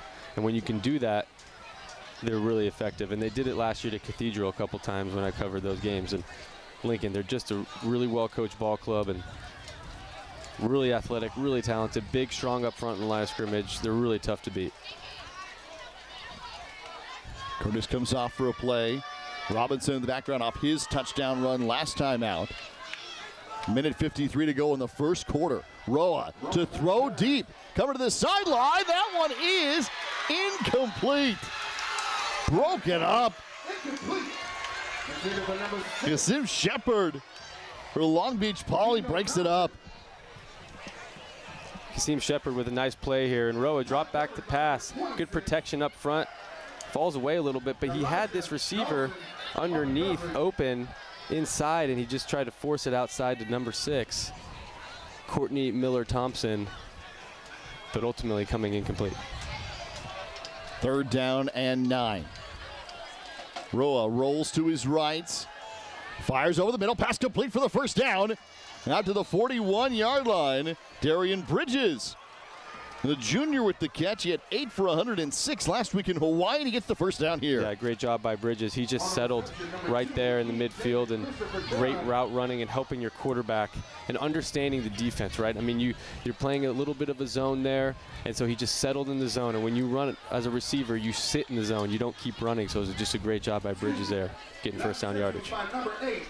Now on first down, they set up the screen play. It goes to Curtis, coming across the 40, leaps over the first defender, and gets down to the 36-yard line, a gain of 5. Well done by Lincoln. Great tackle by Jordan Moreno on there on the pursuit, and that looked like it could have been a huge play. And I thought he was going to cut back towards the middle of the field. The lineman did a great job selling it, right? Giroa fades back, Curtis comes underneath. It was a great job by Moreno, stopping the bleeding. Yeah, potential touchdown saving tackle there. 22-0. Lincoln in front and driving toward the end of the first quarter. Robinson cuts it back, shuffling his feet, stays up and gets inside the 30 to the 29-yard line, another first down. Well, before the game, I was asking some of the Lincoln Hornet fans if this kid had any offers, and they told me no. And if you're a college coach right now watching this game, you might want to take a second look at Robinson. Curtis up the middle, out to the 23-yard line. It's a gain of 6. Let's see if Lincoln wants to run another play here, but we have an injury anyway for Long Beach Poly. So that will stop things with 18 seconds left in the first quarter. 22-0 Lincoln. Kept the ball on the ground, but when they had to throw, it's been there as well. Done it on special teams, got a turnover on defense. Doing it all. They're doing it all. They're doing a great job mixing up the run and the pass game. I mean, you know, whenever you play a football game, you're obviously playing your opponent, but you're also putting on tape for other teams to scout you, right? So you want to put on tape enough to allow for the upcoming opponents to honor certain plays, honor certain looks, right? So they can open up multiple plays in the next coming weeks. So, and about Rashad Robinson, I mean, I know he's a little undersized, but that kid can run the ball. I mean, I shouldn't call him a kid. He looks like a grown man. But, I mean, he's a 1 or 2 cut runner downhill. He's shifty. He's falling forward. He has great acceleration. He has great burst. You know, you can't put arm tackles on that kid. I mean, he's going to be a nice player at the next level. And I think any college coach that ends up getting him, they're going to be real pleased. Moving around a bunch, coming here to Lincoln and making an impact already with a touchdown in this game. Curtis has 2, Robinson has 1. Curtis going on special teams and catching a touchdown pass, and then Robinson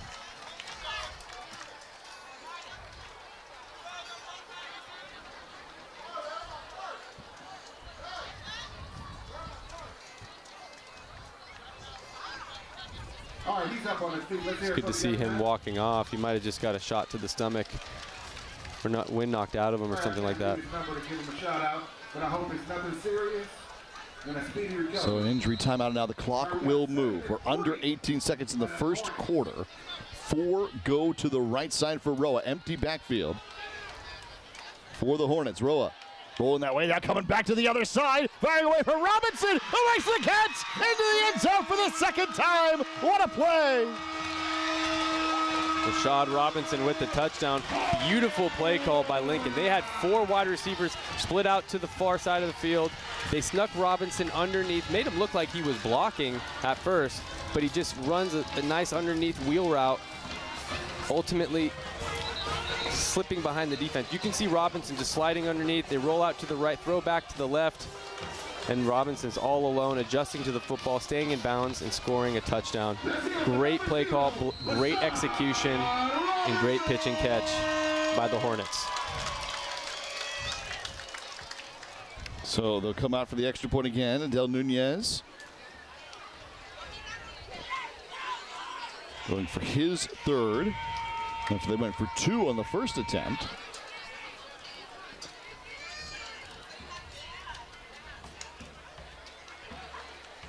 And we're still in the first quarter with 3 seconds left. It's 29-0 in favor of Lincoln. And you know, Jack, when you have so many weapons on offense, right? I mean, we've talked a lot about Junior Curtis. We've talked a lot about Rashad Robinson, you know, but when you have Courtney Thompson, Braylon Ross, you know, Cameron Purnell, Clarence Tucker, Andre McLeese Walker, some of these guys we haven't even called their names yet, Roddy Aguilar, you know, there's a lot to account for, right? And so as a defense, you have your hands full. And so on a play like that, that's set up to look like it's going to be, you know, going to one of those guys and sneaking Robinson underneath on a wheel route, it's really tough to defend. So hats off to the Lincoln Hornets as they have put on a dominant performance here in the first quarter, 29-0. Quite a homecoming here for the Hornets. They put up 57 points against Punahou, a legacy program in Hawaii, last week. In that game, Curtis and Robinson each had 2 touchdowns. Well, they each have 2 touchdowns in the first quarter of this one. And Nunez will kick it away. The 29-0 lead. They're going to go short this time. The last one went out of bounds, and they'll fall on it at the 33-yard line. And we have 2.2 seconds left. The final play of the first quarter with 29 points already for the Lincoln Hornets. It's quite incredible. And Long Beach Poly, I mean, at this point, you just got to establish on a drive here. You need to establish offense. Last game, they only had 3 points. Haven't scored a touchdown yet this season. I know that's a young season. But for the sake of this team, for the sake of this season, you've got to put something on offense.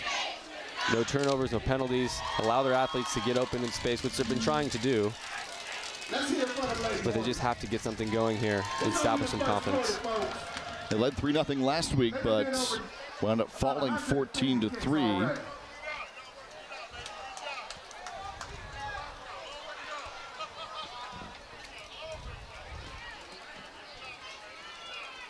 Now Jefferson, quick toss, pass complete, out to the 40.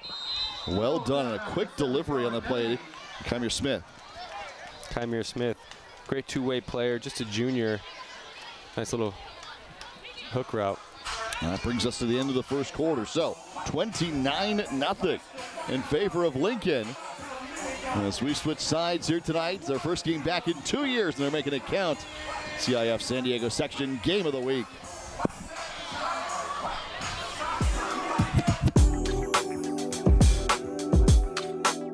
San Diego High School football is going live. Starting Friday, August 29th, the San Diego section will be partnering with TVX Sports Video to broadcast one high school matchup every week for free on YouTube, YurView San Diego, and Cox Cable. Friday, September 5th, the Torrey Pines Falcons travel to take on the Rancho Bernardo Broncos on the San Diego section game of the week.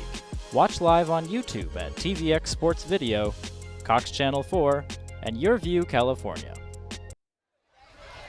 Be at Rancho Bernardo next week. Torrey Pines RB. And after this great season opener, first time back for Lincoln.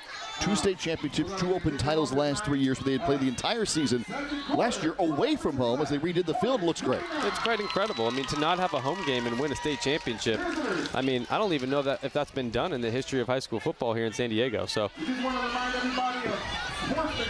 quite incredible for the Lincoln Hornets. And this defense, I mean, I think they're poised to want to put a shutout here at home for their home opener.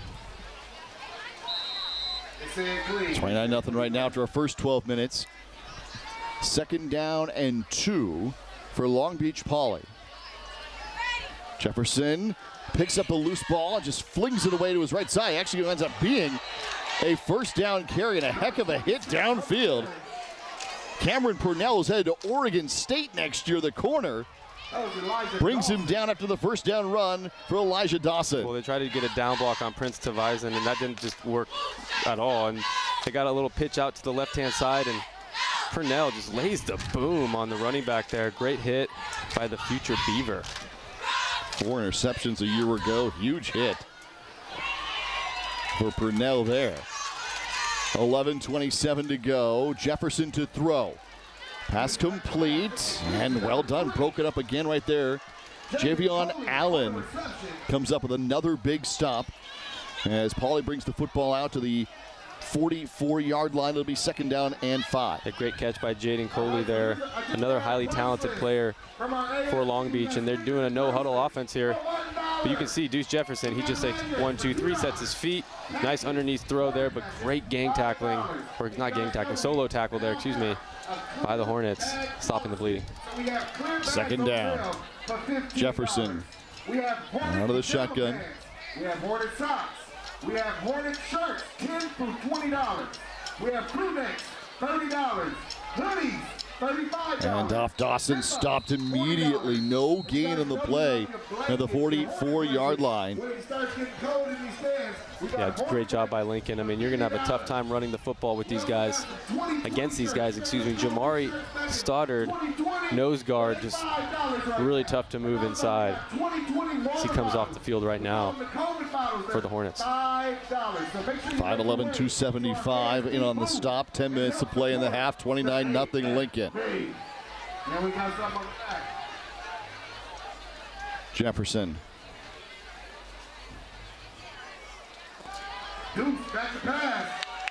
He'll take it himself.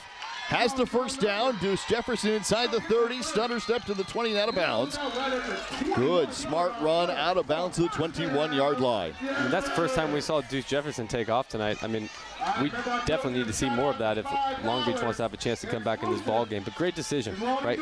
Guys are covered on the back end, not forcing a bad pass. Went through his progression, went through his reads, and used his wheels. Showed off his talent why he's going to Weber State. He ran for nearly 500 yards last year and 4 rushing touchdowns to go with his 19 through the air and 2,100 yards passing in his junior season. 1st down and 10. Jefferson to throw this time. It's incomplete. Trying to find Julius Johnson. It goes incomplete. A little bit of 11 personnel, which means 1 running back, 1 tight end, 3 wide receivers. Quick pitch out there on the left-hand side, couldn't quite connect.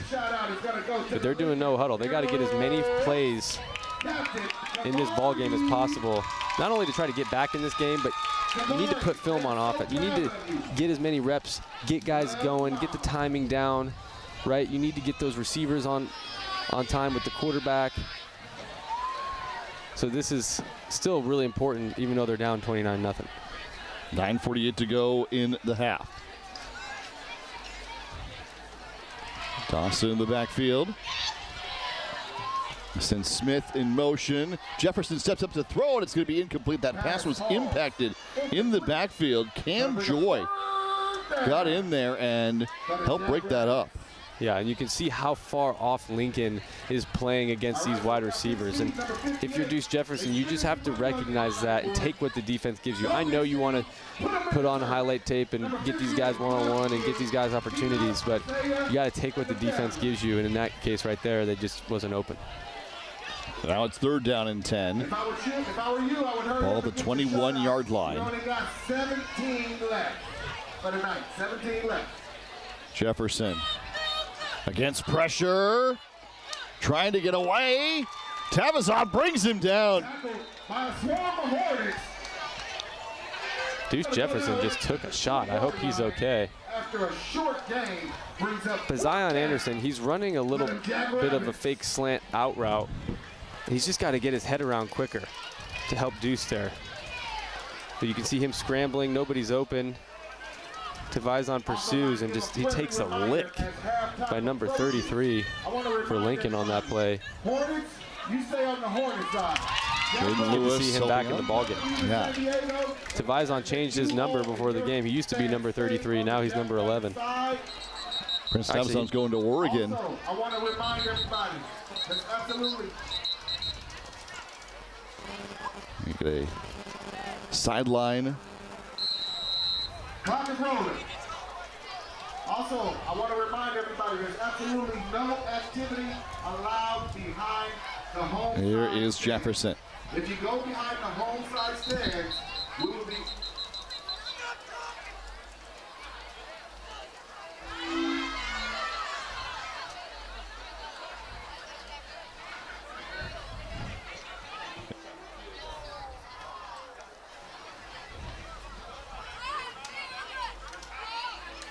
Okay, we got it.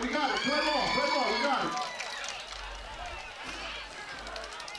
Having some audio issues here at the Hornet Stadium, but they got them figured out, and now they're ready to roll with 8:43 left to go in the second quarter. Long Beach Poly looking for their first points of the contest.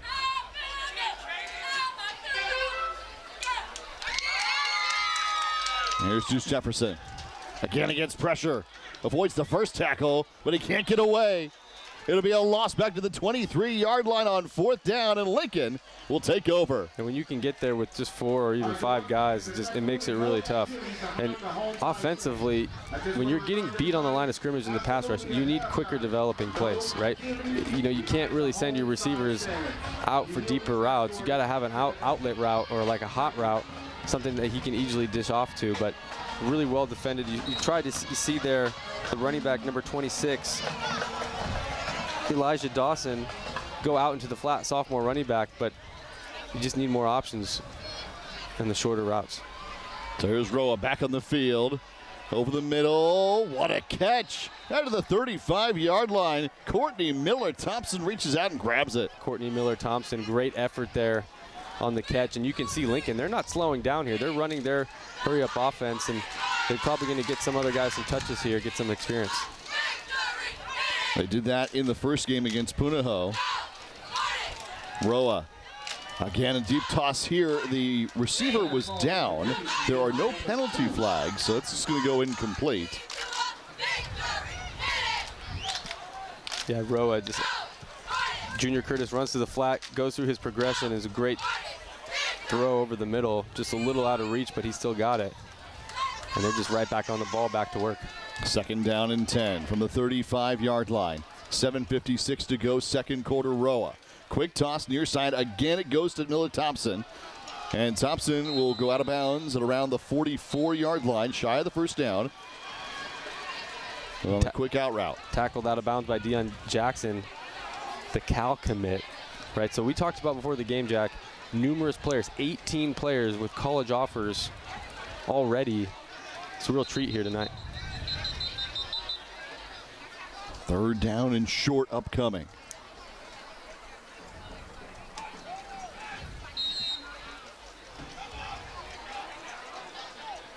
Roa's got Curtis with him in the backfield. King Dunn, number 2, bottom of your screen. Son of Coach David Dunn. Now what a pass. There he is. He's got it to the 40-yard line. Plenty more for the first down and into Long Beach Poly territory. Well, that was a great play call. Deion Jackson was slow to get up. Now he just popped up. There's a penalty flag all the way over on the other side of the field. I don't know if it's going to be like a sideline. I love this play call. They fake it out to the flat. Right, Jordan Roa looks out, does the fake. And King Dunn, nice catch. Way to stay on his feet while he took a tackle. Set up by the previous play. So just a warning to the far side. Now 1st down and 10. Handoff. Curtis keeps on his feet. And we'll get something out of The initial hit down to the 38-yard line. It's a gain of 3 when he was hit in the backfield. Second down, Hornets. Without official replay, it's tough to see if the ball came out. Paulie's arguing that they got the football out. He did take a shot by Dante Wright Jr., the Georgia commit. Really lengthy athlete for Paulie. 6'2", 170 going to Georgia. This is Rashad Robinson, who's already got 2 touchdowns. He breaks free. Looking for that hat trick into the end zone. Got it. Well, this one's unfortunately getting called back for a taunt, but that was one of the most incredible individual efforts I've seen in a long time in high school football. That was an incredible run by Rashad Robinson. He is so tough to bring down, so tough to tackle. He gave a little Tyreek Hill peace sign there. And that's what's going to, Coach David Dunn, he's not happy about that. You can see him talking him up a little bit. David Dunn, former NFL player with the LA Raiders, I believe. I'm not sure if the Raiders were in LA at the time he was there. Might have been Oakland. I believe it's LA. I think he played there in the 80s. But there was a great stat on Max Preps. By the way, this is going to be after the touchdown. So the taunting comes after he was in the end zone. So the touchdown stands. The touchdown's good. Okay. Touchdown is good. Taunting comes afterward. It's a great stat that he caught he was on the final plays in both the Houston Astrodome and Cleveland Municipal Stadium. Oh, really? It's incredible. Here is the extra point attempt, up 35-0 for Lincoln. And the extra point is good. Quite incredible. You can see here Rashad Robinson. Watch this run. Takes the handoff over on the right-hand side. You look like he's tackled right there, a couple guys, but you can't tackle high on him, right? You're tackling his upper body, and he just keeps his balance, does a few spin moves, shakes off defenders, and he gives a little peace sign before he got in the end zone, but they allowed the touchdown. So that angle didn't quite do it justice from what I saw up here in the booth. Man. But that was an incredible, incredible effort. I mean, he was swallowed up. From our angle, we can't see him during that play. And all of a sudden, he emerges from the pile and he bursts forward. So from the booth, I could see, you know, looked like he was slowed up, but it was too many tackles up above, right? They're grabbing up to his shoulder pads, and they're not stopping his legs. And he just was churning and burning and spinning and falling forward, keeping his balance. And that's something that you look for at the next level. They look at something called contact balance, right? And it's how much balance they have during contact, and that was a great example there. I'm telling you, if you're a college coach right now, needing of a running back, I'm telling you right now, this kid supposedly doesn't have any offers. So call Coach Dunn and try to get a meeting, man. But this kid is electric. 5th touchdown of the year, 3rd one here in the first half tonight.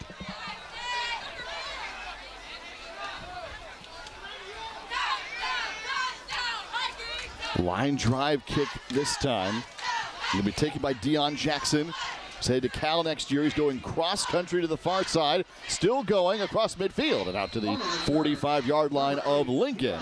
Well, Deion Jackson brings that to the field, and when you don't have any hang time on a kickoff like that, gives them a lot of room, a lot of time to run. And Deion Jackson just taking it out near the numbers there, and a little bit of a hold. I could see they didn't call it, but on number 26, Elijah Dawson. But they got away with that there, and they're in favorable field position out past the 50. 36-0 in favor of Lincoln.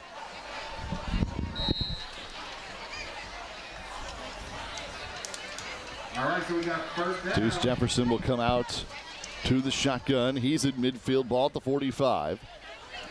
Dawson with him in the backfield.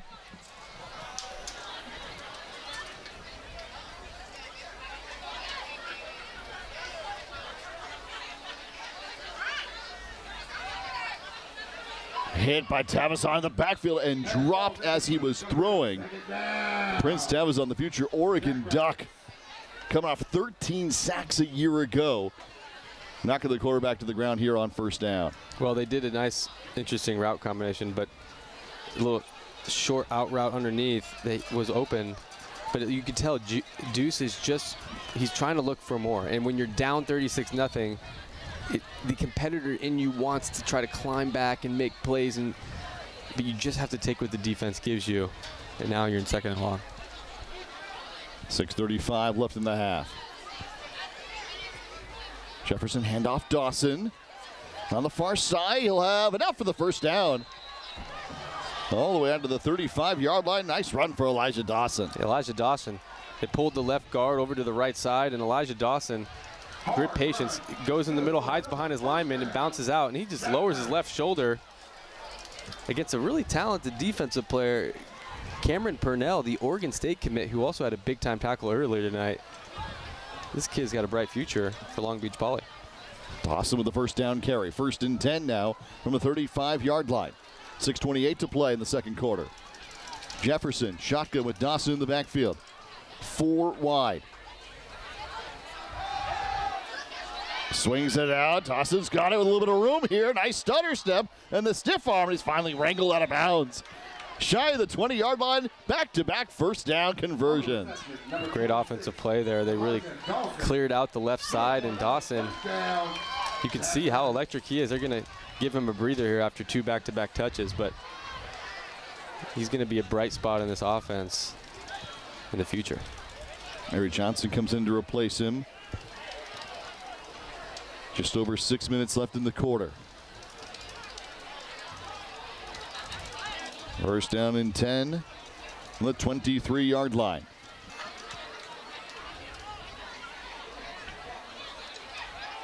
Hand off. Johnson up the middle, and Johnson upended. Well done by Cameron Purnell to upend him at the 15-yard line, but he somersaults forward. He's got the first down. Yeah, Harry Johnson. We haven't called his name since the 1st quarter. It was a great drop by Purnell on the tackle, but you can see just the zone run scheme over to the left-hand side, and Purnell gets underneath and makes a tackle.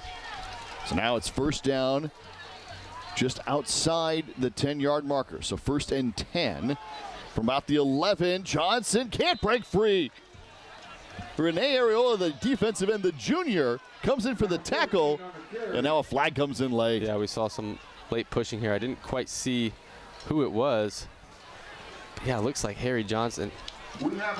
He got tackled as his legs were getting split. Didn't look like it felt very good, to be honest. I hope he's okay, but he's walking off on his own power, thankfully.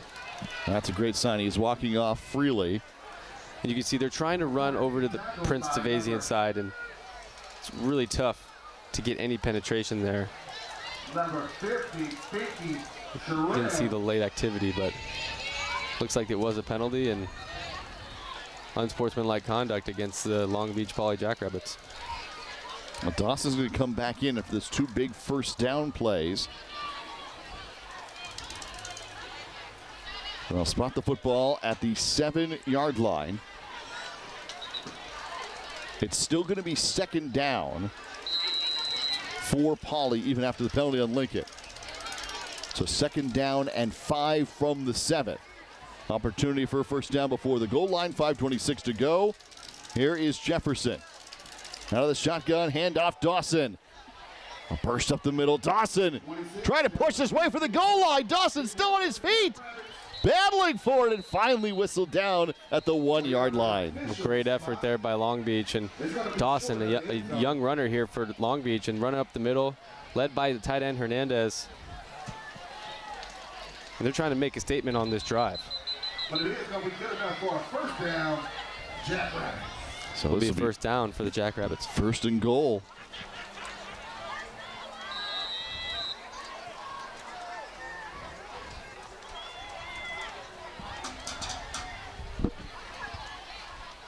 Just under 5 minutes left in the quarter.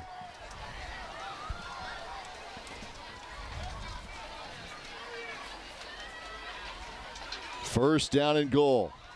Hand up again to Dawson. He's carried the load the entire drive, and he's into the end zone. As Long Beach Poly gets their first touchdown of the season, punching it in from a yard out.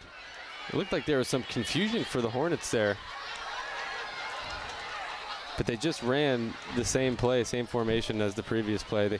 What they call is on it, on it, on it. And when you see that, it just means on the ball again, same play.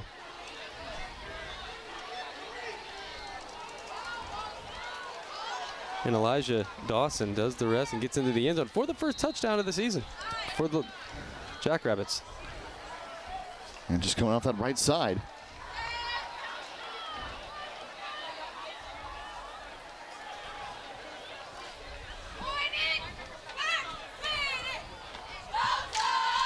So now Jonas Mendoza, who had a 30-yarder last week, coming out for his first extra point try of the season.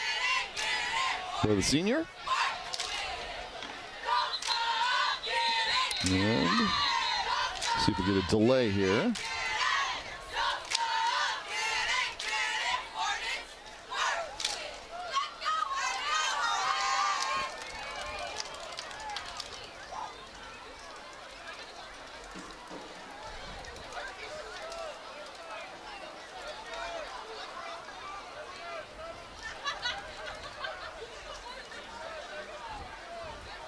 Penalty before the try.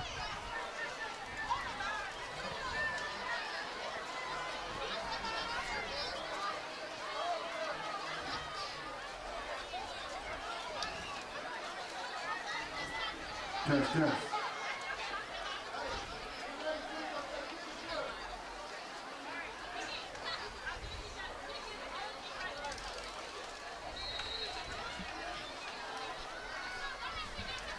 Now Mendoza. Kick is up. Kick is good. And it's good. So 36-7. Long Beach Poly is on the board. And that drive really all Elijah Dawson. Elijah Dawson, and we saw Deuce Jefferson with a big scramble before that, but yes, Elijah Dawson with a nice few runs there over on the right-hand side, pulled the guard from the left-hand side, lowered his shoulder over the Oregon State commit Purnell. Then we saw him in the pass game on the left-hand side.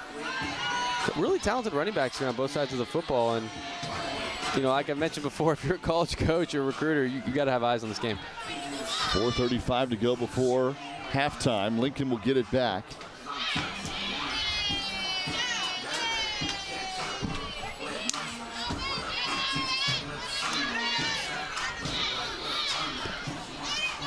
At 36-7.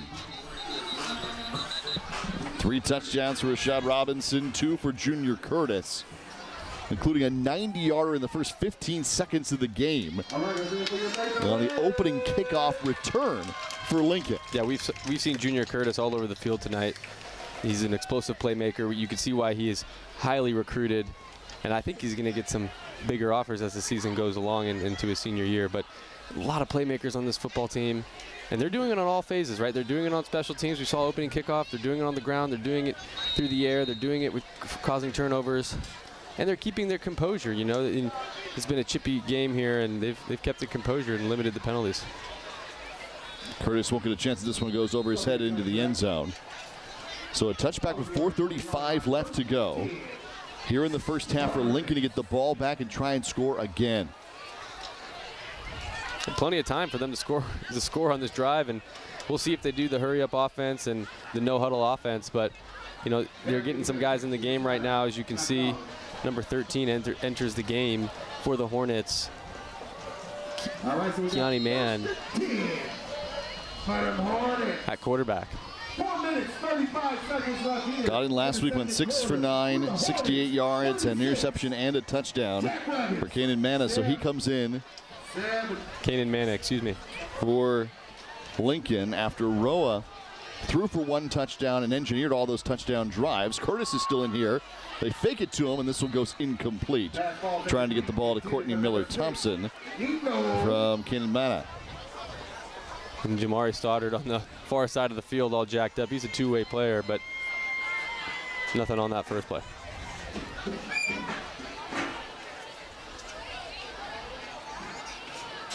And off.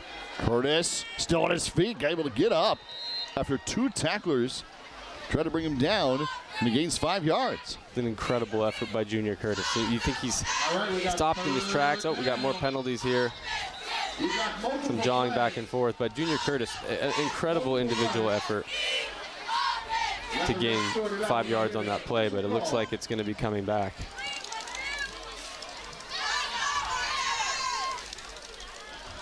Clock stops, 4:18 left to go.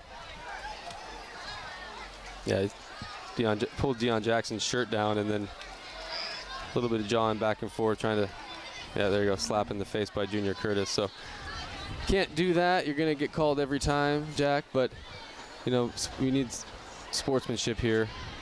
All right, here's your official call. He might get kicked out of the game for that.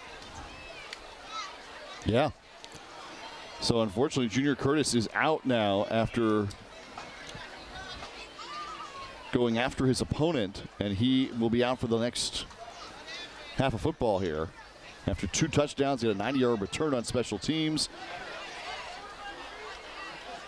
And then the touchdown reception earlier. So he's got 4 total touchdowns on the year. Great contest in this first half, but unfortunately out for the rest of the game.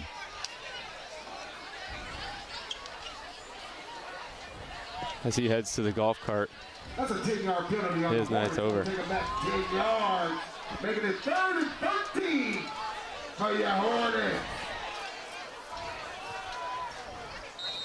And now Kenimana will run the offense. After throwing for 68 yards a week ago, the senior at 5'9", 170. Get a chance here after Roa engineered the first 5 touchdowns. Mana will take off and run. And he gets back to the 24-yard line.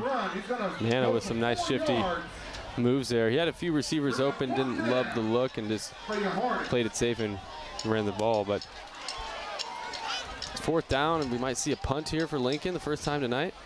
Let's see, 4th down and 8. See what they want to do. I think they're going to go for this. I don't see any signs of the punt team coming out on the football field. Clock is rolling. At least can take it down for a timeout.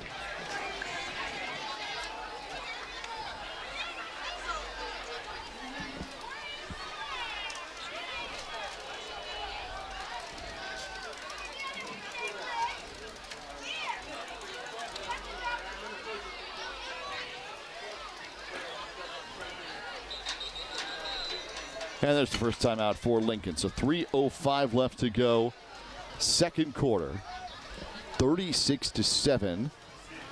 Yeah, here comes the punt team. We got the kicker-punter combo coming out. Del Nunez handling both duties this year for Lincoln.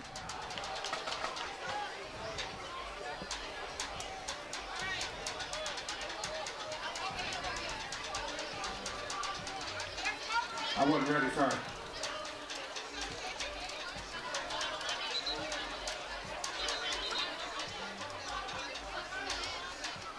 It looks like they're missing a player for Lincoln as Prince Tevezon comes onto the football field. It's a nice job by Jamari Sherrill. Got there counting. Come out of the timeout. Heads up play. Your personal protector should be, and your punter should be counting. Looks like they're running a little bit of a pro-style punt here for the Hornets.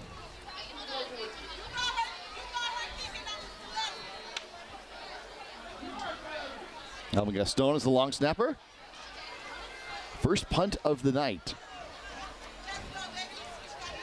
for Lincoln with 3:05 remaining in the second quarter.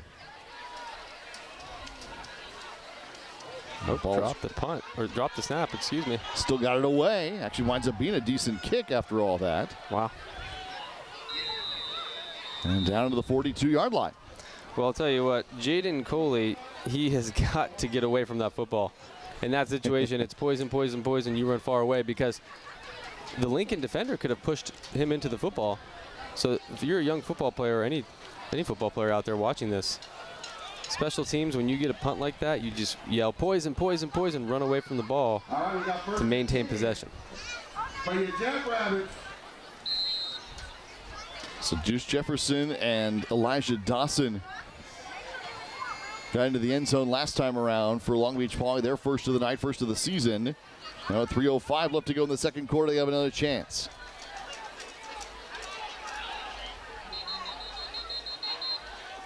Looks like there's an offsides by the far cornerback over there. He's patting his chest. Number 23. 5-yard penalty on the Hornets. Nico Williams. Gonna make it 1st and 5. Cornerback lining up off sides. First down and 5 now after the penalty.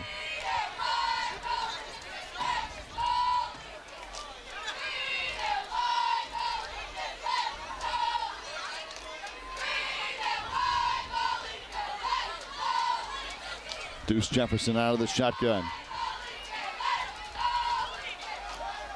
Pressure comes, he's hit. Gets the way of the football, incomplete. Kamari Smith, the Sacramento State commit, was his intended target. It goes incomplete. Deuce Jefferson had to stand in there too. Yeah, he had a step there on the cornerback, but you know, Deuce Jefferson just throws the ball just out of reach. And again, they're only bringing 5 guys to blitz a guy off the edge, little corner blitz, and this disrupts the rhythm and timing of that play. But great job by Lincoln disguising the blitz, hiding the cornerback behind the defensive lineman, bringing him around the edge at the last second, forcing Deuce Jefferson to just rush that throw. Yeah, winds up being the reason it's incomplete. 36-7 now, 3 minutes to play, second quarter. Second down and 5, Jefferson. Pressure comes again. That one was nearly tipped and intercepted. Instead, it's complete all the way to the 45-yard line. They get it to the tight end, Jaden Hernandez, after the pressure came on the opposite side. Yeah, that ball was tipped and almost intercepted, like you said. And Jaden Hernandez, I believe that will be a Colorado State commit. It's a nice catch there, getting first down yardage. So now it's 1st and 10 across midfield to the 45. Jefferson, hand off down to Dawson with a great drive last time and got the touchdown. Still pushing his way forward now to the 37-yard line. Great vision, great patience. It's a little bit of a delayed handoff. He runs out to the left-hand side, breaks an arm tackle, and turns maybe a 3-yard gain into a 7-yard gain. And that's something you look for from a running back. If you go down on the first contact, I mean, you're really not a next-level player, but Dawson here, he's really showing tonight what he's got. Both sides have 2 timeouts remaining in this second quarter. 2 minutes to play before halftime. Jefferson working shotgun with Dawson in the backfield.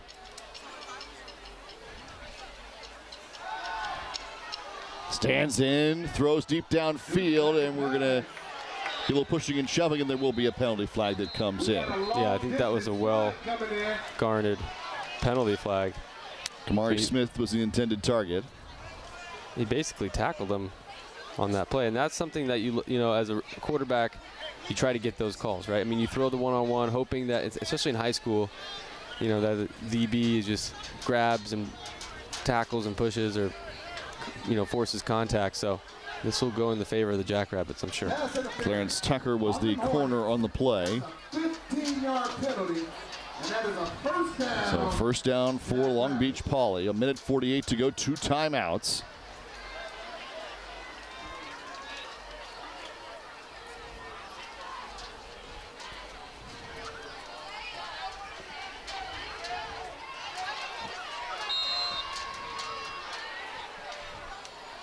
Minute 48 to play before the half.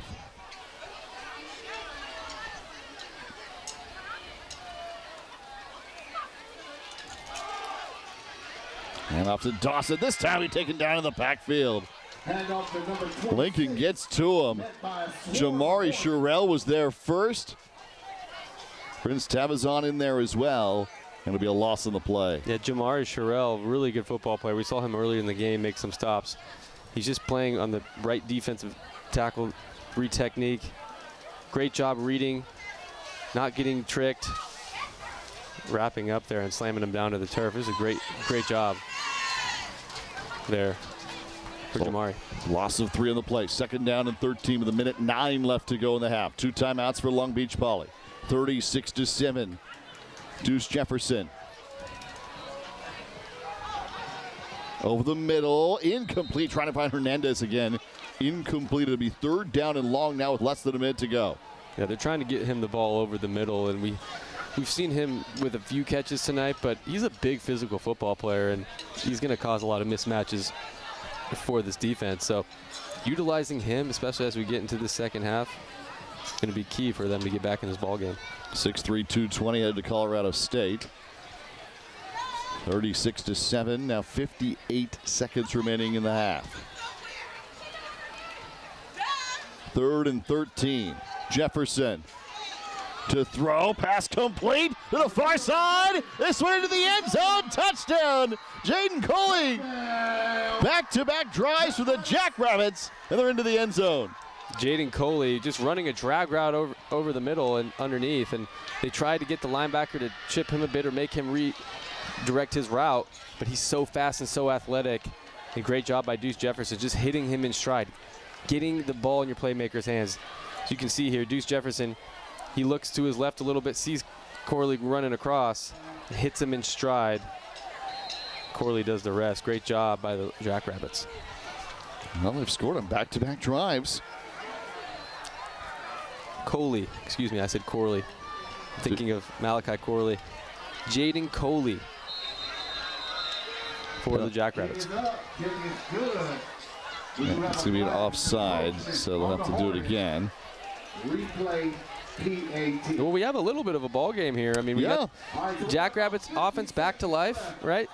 2 touchdowns in the last 2 drives. Junior Curtis now out of the football game for the Hornets, and I know they're deep on that team, but he has been a really vocal point of this offense and special teams. So who knows? We might see some fireworks here for the Jackrabbits here in the second half. We're going up 36-0. They already started to bring in some of the second stringers. All of a sudden, Long Beach Poly ends up scoring twice in a row. That's right. Also, we got our merch tables. We got football merch. A lot of football left to play in this ball game, and early in the game, you know, we saw penalties, we saw turnovers, we saw a couple 3-and-outs. You know, we've seen a lot of misplay, I would call it, for the Jackrabbits, and I'll give them credit. Last 2 drives are just putting the scoreboard aside. They're executing. They're doing great play calls. They're getting their playmakers in space, as we saw in the last play by Coley, taking it to the house. So I think Jefferson is settling a bit more into this ball game as a quarterback with his passes, and it's resulted in a couple touchdowns.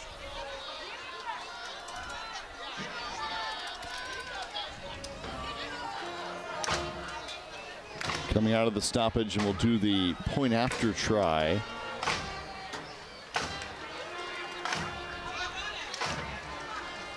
Well, Poly actually called a timeout to think about going for this one for 2. So Jefferson's back out there. Lincoln went for 2 on their very first touchdown and converted. So this is after an offside call on what would have been a converted PAT. Instead, they're going to go for 2 now. 36-13, Jefferson. Empty backfield, 5 wide. This includes Smith, who goes in motion. Jefferson trying to find it, batted away, incomplete. Taken down by Clarence Tucker.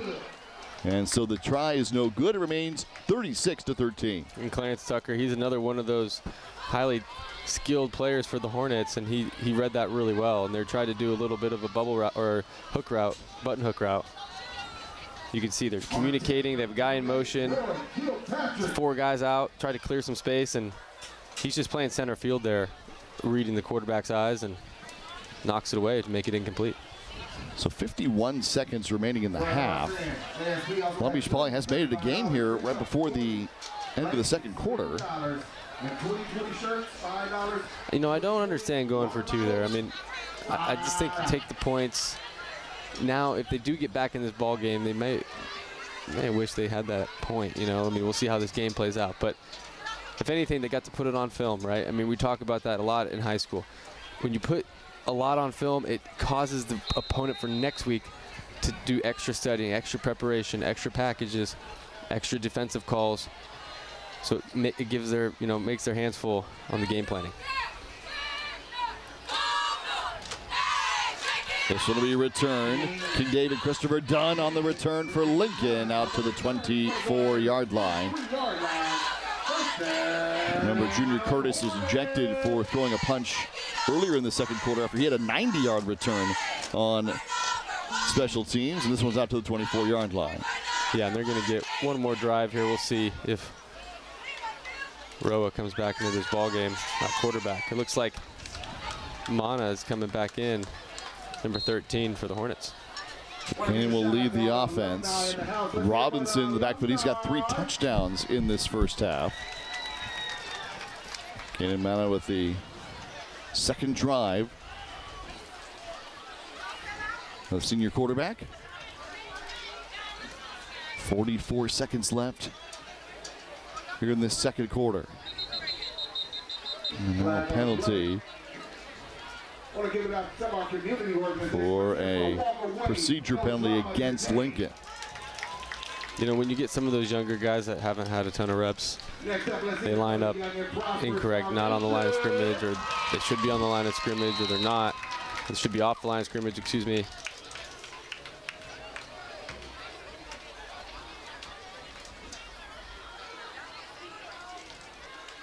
There's Manor to throw. Incomplete. Trying to go to the near side. Alvin Gaston, who had 2 catches for 28 yards last week, the senior, incomplete. Yeah, Alvin Gaston, I bet you he wishes he had that back. But that was a great throw. Perfectly placed ball by Mana. So 2nd and 15 with 41 seconds left. Lincoln had already went up 36-0 and had started to make some depth changes. There's Robinson who has the 3 touchdowns. He takes it out to the 22-yard line. It'll be 3rd and 11. On the carry, number 0, Rashad Robinson. If you're Long Beach Poly here, I mean, you should challenge yourself on defense to make tackles, right? I mean, Junior Curtis is out of the ball game. Robinson, you've seen him break tackles tonight. So this is the time to step up. Ball came out, but he was already down, and that should do it here for the end of our first half. Well, it looks like Long Beach Poly might have called a timeout. Oh. If they had one, forcing a punt. 5.2 seconds left to go. They called their final timeout. Great job by Long Beach keeping that timeout, right? Forcing them to punt the foot. Or they may just run a play here. We'll see. They're going to think it over. So it's going to be 4th down and 11. So regardless here, Jack, you should have all your best athletes on the field, okay? Because if you do punt the ball, you got to cover the kick, right? So you need guys who can cover, guys who can tackle in open space. If you run a play and something goes bad, right? If it's interception, if it's a fumble, you need to have your best athletes on the field to be able to just not allow them to get into the end zone and steal a score here late in this second quarter. You can see, yeah, looks like they're gonna punt the ball here. But they have to have guys run out and cover, right? They got Prince Tevezon, Oregon commit. Usually you don't see those guys on special teams, but it's good to get him out there. He's telling his guys right now, he said, hey, we got to get going here. We got to cover this. Lincoln's running 2 guys out there. Yeah, they run a pro-style punt. So they got guard, tackle, wing, 2 gunners, and a personal protector and a punter. Of course, the long snapper. Of course. Can't forget about the long snapper. Can't forget about him. And it's a low snap. This was blocked right before the end of the half. Staying in bounds and finally out at the 2-yard line. Will there be any time left on the clock? It's going to be 1st and goal for Poly. How much time is going to be left here at the end of the half? The Jackrabbits, 13. It looks like there's no time left on the clock, Jack. Oh, let's see. Well, still a heck of a way to end that first half. Long Beach Poly's asking for a couple of tenths of a second out there. After they block the kick. But 36-13. Yeah, and the head coach for Poly, he's over here campaigning, right? Saying, hey, there's got to be a few tenths left. He wants a play. Justin Atupo out there. You know, if you're the head coach of Poly, you're on the far sideline, right? There's no big screen. How do you know if there was any time left on the clock, right, when the ball went out of bounds? So, I mean, I know he wants to get a play in there. I get it, but yeah, well, that's not a problem. They can always call them back if there really were out. See, in this is where you really could use some replay, official replay. Sure. But hasn't quite cracked the high school level yet. Hornets on the home Well, we've reached halftime, 36-13 in favor of Lincoln. The Hornets racing out to the huge lead with 5 early touchdowns, but Long Beach Collie coming back to make it a game. Jonathan Rifkin, Tommy Morris will take it over from here with Lincoln out on top of the #1 team in San Diego, the CIF San Diego section game of the week.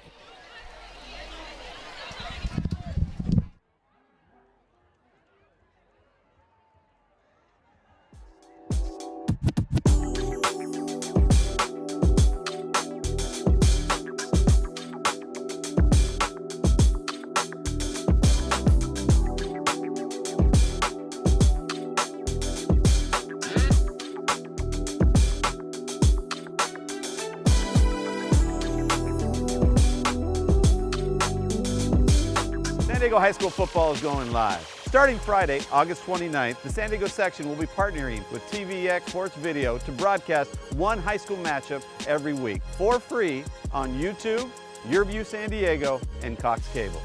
Friday, September 5th, the Torrey Pines Falcons travel to take on the Rancho Bernardo Broncos on the San Diego section game of the week. Watch live on YouTube at TVX Sports Video, Cox Channel 4, and YurView California.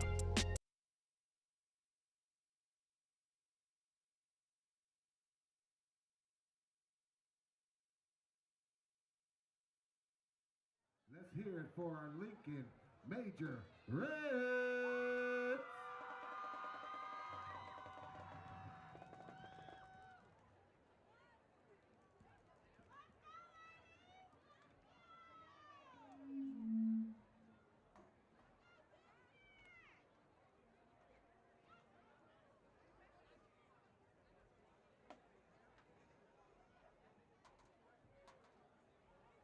Well, we expected fireworks on a Friday night here in week 2 between Long Beach Poly and Lincoln, but maybe not this early. Tommy Morris, Jonathan Rifkin, it is your halftime here at Lincoln on this gorgeous new field. 36-13. We knew that points were going to be scored in this game, Tommy. I don't think we recognized just how much in the first 24 minutes. Well, I don't think we realized how lopsided it would be. We talked about the ground game, and Rashad Robinson did a great job for Lincoln on the ground in that first half, and then a little bit of controversy there towards the end. I was starting to think about running clock, thinking about all these things, and all of a sudden, Long Beach Poly kind of snuck back into this game. Well, I asked you before that play, what do you do here, Tommy? You coached for a long time. You played here in San Diego. What do you do? Do you punt? Do you let the quarterback scramble and run out those last 5 seconds? You said you let him punt because disaster could strike. And by the way, disaster still struck. Yeah, what I said was totally wrong. Yeah, basically, it was, bad things can happen if you make quarterback run around in circles, especially that close to the end zone. But that was worse. That bad snap, dropped, punter couldn't really get a hold of it, it's blocked, and then, again, almost disaster scenario of it being a free touchdown. But got really lucky there with sort of figuring out the time there. I know we got a replay coming of just how lucky they got potentially. And you saw at the end of that, Justin Utopo, Coach Utopo, rightfully was very frustrated. You and I were watching it in real time. We thought there was maybe about 2 seconds left. Let's take another look at this play here. And you could see for yourself, we felt like there was definitely some time on the clock. We're not going to have the clock for you here, but you have to understand they did not blow the play dead till after the kids were all in the end zone sort of arguing over the ball. So it really should have been blown dead. Right there. Well, right there. His left foot is out of bounds. That's it right there. When Lincoln, that is where it should be blown dead. They don't blow it dead till now. So that, again, we messed with the speed there a little bit, but there was about a 2-second difference between when it probably should have been blown dead and when it wasn't. That would have obviously resulted in the ball being on the 2-yard line, either a shot at the end zone there, field goal, whatever you want, another chance for points, and this could be a 2-possession game if there's a touchdown there.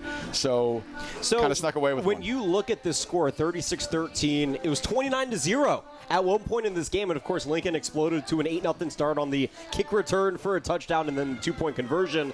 I mean, if you're Long Beach Poly, you're in that locker room, a little bit of sign of life here in the second quarter, but it still feels like all the momentum is with Lincoln. What do you do to rally the troops in that second half? Well, those last 5 minutes went about as well as possible for them and almost went really, really well. Almost became a 2-possession game and the ball back, which would have been nuts because they could have brought it to one possession. But seemed like offensively they sort of figured it out. Deuce sort of settled in. They got lucky with a couple tip balls that were caught.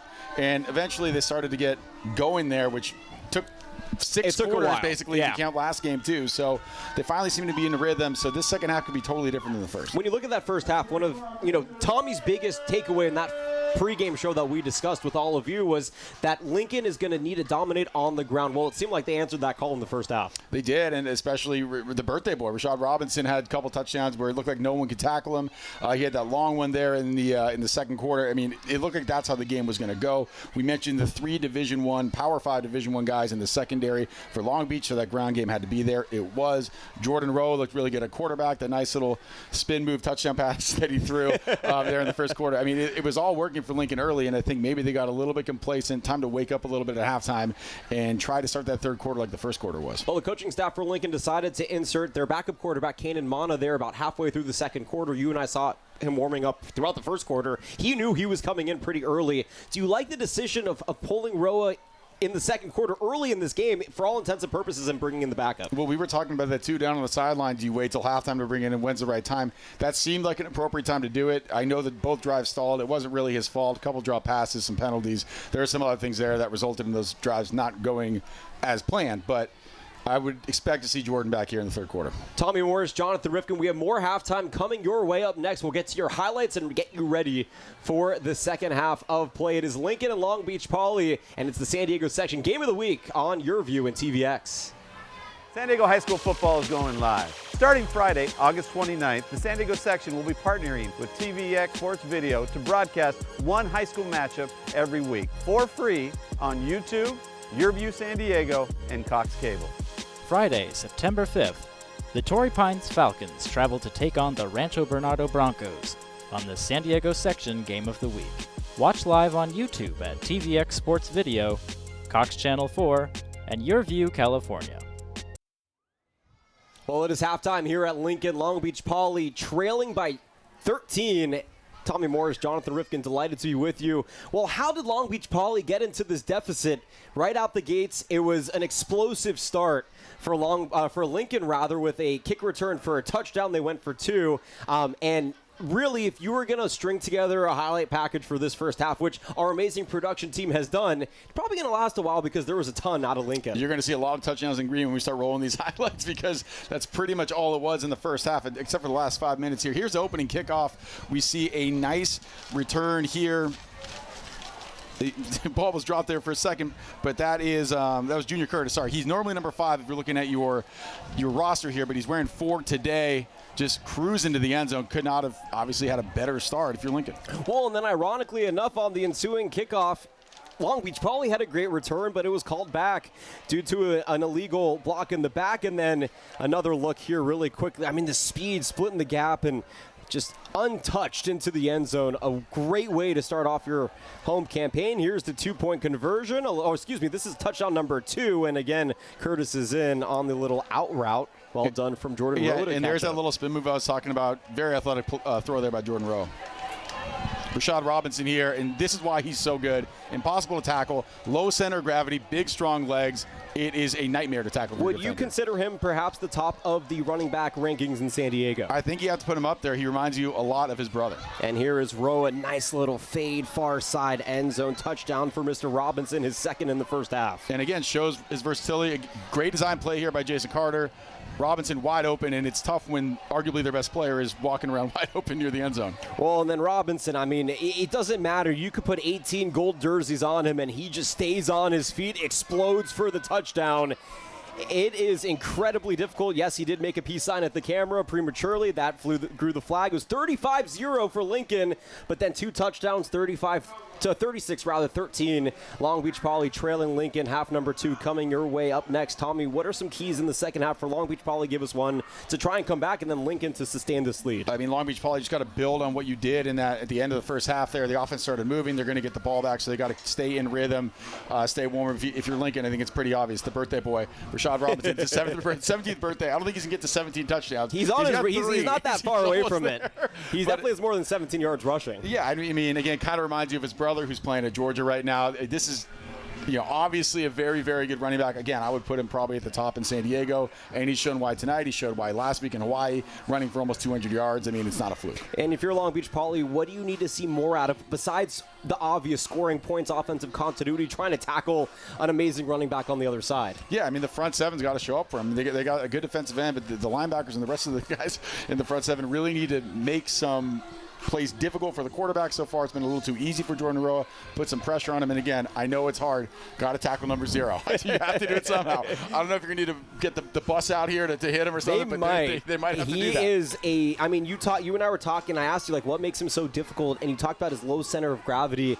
And it's just nearly impossible as one human being on that football field to bring him down. Yeah, you talk about the strike zone of where you want to hit somebody. Unfortunately, when you try and tackle him, that's where all of his muscle is. And he's powerful, he's strong. I mean, again, that last touchdown perfectly encapsulates why he's so good. Breaking 6 tackles, 7, 8. He might have broken all 11. I don't even know. What you're telling me is, unlike yourself and me, he doesn't skip leg day. Yes, because correct. Based on our recent workouts, I can guarantee you that he's definitely picking up the leg days that we're skipping. It's been a decade since I've done a squat, so I feel like he's probably done one more recently. Trust me, going up the bleachers was enough for me. My quads are on fire. That's going to do it for us here at the half. Coming up next, it is half number 2. Jack Cronin, Drew Ferris will rejoin you here in the booth. Tommy Morris, Jonathan Rifkin. This has been your YurView Game of the Week halftime show. Back for half number 2 in a couple of moments. Lincoln leading 36-13.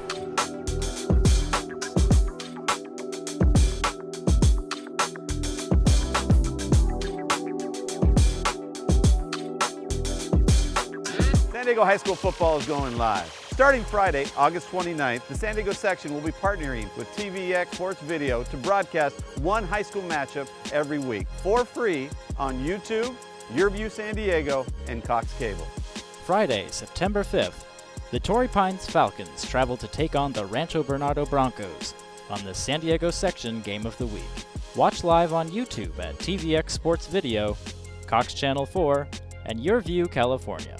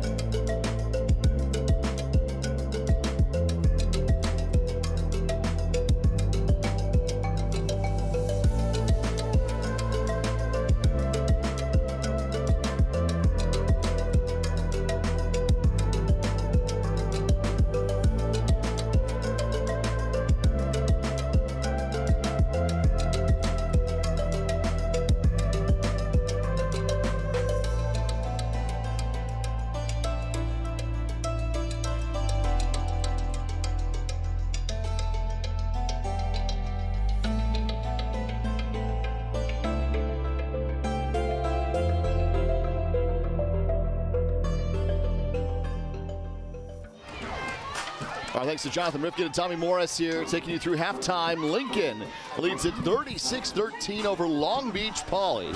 Jack Cronin, Drew Ferris In the booth here at this brand new Lincoln facility. Had to play on the road the entire season for 2024. And all they did was win their second Open Championship and state title in 3 years. A season ago. So now they're trying to open the year 2-0. Lincoln raced out to the early lead, but then Long Beach Poly Drew came back, made it a game, scored a couple of quick touchdowns. Yeah, it looked like it was out of hand early in this ball game, and Lincoln was running with it. But give credit to Long Beach Poly, facing adversity early in the game, penalties, turnovers, bad plays and giving up touchdowns, but they've come back in this ball game, made it somewhat of a football game here. Offense showed signs of life at the end of the second quarter and blocked a punt, almost put points on the board at the end of the half. So, two highly talented football teams, a lot of next level talent here on the field tonight. So if you just ignore the score, I know it's a little lopsided, but you get to get a real treat here watching these players on display. Yeah, Long Beach Poly blocked the last punt. And Drew, you were saying right before the half was, a lot of teams when you're in college or whatever, that's it. The half's over, runs out. Long Beach Poly's got one timeout left. Justin Atupo takes it. His guys get in there, block a punt, nearly pick it up at the 2-yard line with a couple of tenths of a second left. Who knows? But this is the way the half ended. After Long Beach Poly scored 2 unanswered touchdowns, get a block kick. Block punt, and the ball just, sometimes we call it football luck, right? It's like the ball just doesn't bounce out of bounds quick enough and to stop the clock, and it's tough. But a great effort by the Jackrabbits on special teams, right? Opening kickoff, return for a touchdown by Junior Curtis, special teams. We saw a block punt, special teams, right? It does show up on a lot of facets of the game. Deion Jackson, the Cal commit, he had a nice return as well in the first half. So, again, we're showing up in all phases here in this football game, but, Lincoln has a commanding lead here, and see if they can hang on to it and close out this game. Stephen Hunter with the blocked punt there at the end of the first half. And Long Beach Poly will receive first to begin this second period. So try and capitalize on the momentum they generated in that second quarter. Deuce Jefferson leading a couple of touchdown drives. Elijah Dawson. A great job running the football there in that second quarter. They get into the end zone. So they will receive first to start the third. That's right. They'll receive this football, and they're hoping to carry this momentum into the second half, right? And we saw them get the ball in their playmakers' hands in space, right? We saw guys like Jaden Coley get the ball. We saw guys like a little bit of Jaden Hernandez get a couple catches, right? We saw Elijah Dawson on display running the football also a little bit in the pass game. So, and they have a lot of really talented football players on this team. So, and I think that some of their best athletes play on the defensive side of the ball, but anyways, we should see some momentum here as Deuce Jefferson settles into this ball game and moves them forward. Jaden Hernandez going to Colorado State. Deion Jackson going to Cal. Dante Wright Jr. going to Georgia. Kamari Smith to Sacramento State. And Deuce Jefferson to Weber State. All of that for Long Beach Poly to try and get back into this one. Justin Atupo taking over. It's an all-CIF defensive end at Lakewood. Playing for Thad McNeil, who's now the head coach at Carlsbad here in San Diego, his alma mater. Atupo coming back, taking over Lakewood the last couple of seasons after going to Azusa Pacific and Millikan out of his Notre Dame career. He was on the Lakewood teams that ended that 82-game winning streak for Long Beach Poly. That's a still Southern Section record. I believe back in 2009. That's right. And now as the head coach in his first season for the Jackrabbits. On the return, special teams again, out across midfield, Dante Wright Jr. with the return. Dante Wright Jr., and we saw him in the kickoff in the first half. No penalties here. He's going to get this field position, but just a great job. He's just patient, right? He's just reading his blocks. Deion Jackson out in front, makes a man miss, just hits the seam, turns on the burners there, and runs out of real estate, gets out of bounds. So a lot of it's patience and timing when it comes to the kickoff return, finding a crease and just putting a foot through the ground and get north and south and get those yards. So ball at midfield here for Long Beach. And they're continuing after that great second quarter. Knock on the door, getting into Lincoln territory. Here is Deuce Jefferson. And Dante Wright, as an explosive playmaker he is, he doesn't play on the offensive side of the ball, but the return game is where they like to get the ball in his hands, right? And you can see why Georgia is really after him.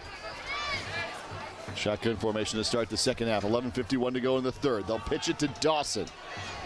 Trying to find the edge, and it's broken up. Taken down, Javion Allen. Yeah, Javion Allen, great play there. But I know they want to run the ball in general, and you want to run to the wide side of the field. But Prince Tavazon is on that side, and you're not really going to fool him when it either down blocking on him or pulling a guard. And you might want to try to run on the other side of the field if you're Long Beach. Again, Dawson in the backfield. Second down and 14 for Poly. Quick toss, incomplete. Trying to find Coley on the touchdown earlier. Third and long on the way for the Jackrabbits. And, I know they have a really good left tackle there in Anthony Rodriguez, and I know they're trying to get him good on good film there on Prince Tavazon, but, it's hard to run the ball against him. He sets the edge, right? I mean, and when you can set the edge, you free up some other players to run and make tackles. So it's a great job by Lincoln defense. Prince heading to Oregon next year, jumping up to that senior class. Now Jefferson in the pocket, finds Hernandez in the tight end. A little bit of space, diving forward and right near the first down marker for Jaden Hernandez. Jaden Hernandez with some space. Looks like he took a shot. He's hurt on the play. Hope he can get up. But that's just a great job by Deuce Jefferson, right? I mean, he's working in the pocket, right? He's got his eyes downfield. You can see he catches the ball, drops back, he steps up, feels a little bit of pressure, but just dumps it off underneath to Hernandez. Looks like he got maybe hit in the knee there or shot in the quad, but could be a shoulder injury too. It looks like he was grabbing at his shoulder, so. And they mark him down just a yard shy, so it's going to be 4th and 1. Jaden Hernandez headed to Colorado State next year, the 6'3" tight end. Yeah, he's a big kid. I mean, and we saw how fast he is on that play. Good thing he's getting up, walking on his own power. Just got a little bit of a stinger there. But you like to see that from a tight end, right? I mean, some of these tight ends in the past have been kind of blocky and boxy. Just either you're blocking tight end, you're receiving tight end, right? You're one of the two. But they use him in all phases, right? They like using him, on the line of scrimmage. They like putting him right staggered behind the offensive tackle, lead blocking for Dawson and other running backs. And then you just saw there underneath getting a nice little underneath crossing route and making a play.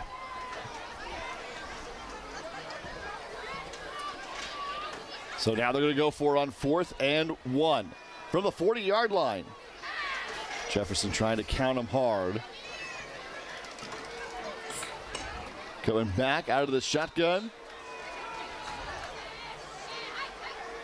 And we'll get a delay of game.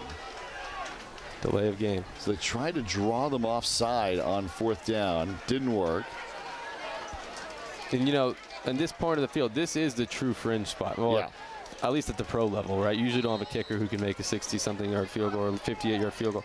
So now they try to get him to jump off sides on 4th and short, and they back it up, and they could use the extra space to punt the ball, right? So it was kind of by design to get a delay game there. But it looks like they're going for it.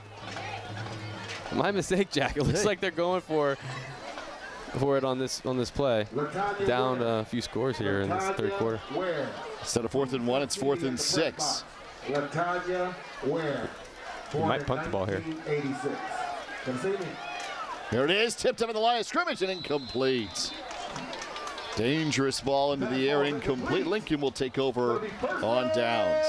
Yeah, and Lincoln wasn't fooled, right? You had number 15, Alvin Gaston, and you had number 24, Cam Joy, double teaming number 3 for Long Beach Poly, Jaden Coley, trying to run underneath. So they knew it was coming. They had it well covered. They dropped back into coverage, and it's going to make the conversion now. It's a good field position for Lincoln. Jordan Roa is back in. The final 2 series of the first half went to the backup quarterback, Kanan Manna. But Roa, the starter, is back in now. We got some dirty laundry on the field. That flag was thrown aggressively, Jack. You can see it's getting tossed. Looks like it's going against Lincoln. Could have been a hold. Talking to the Poly sideline. 10-12. Has a purple shoe on it. He found a set of keys with a purple shoe.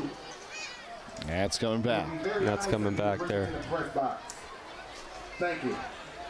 One of the first big penalties called against Lincoln here tonight. So Roa will come with Rashad Robinson, who's got 3 touchdowns in this game.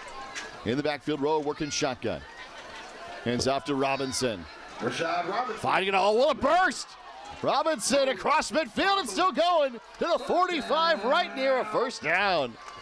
Gonna be close to a We saw a little bit of 11 personnel there, so that means 1 running back, 1 tight end, 3 wide receivers, and you see 83 staggered there, and they just down block. Just everyone blocks to the right. He just finds the seam, and he takes a shot. But again, you have to tackle low on him, and he brings a gang of, or a swarm of Jackrabbits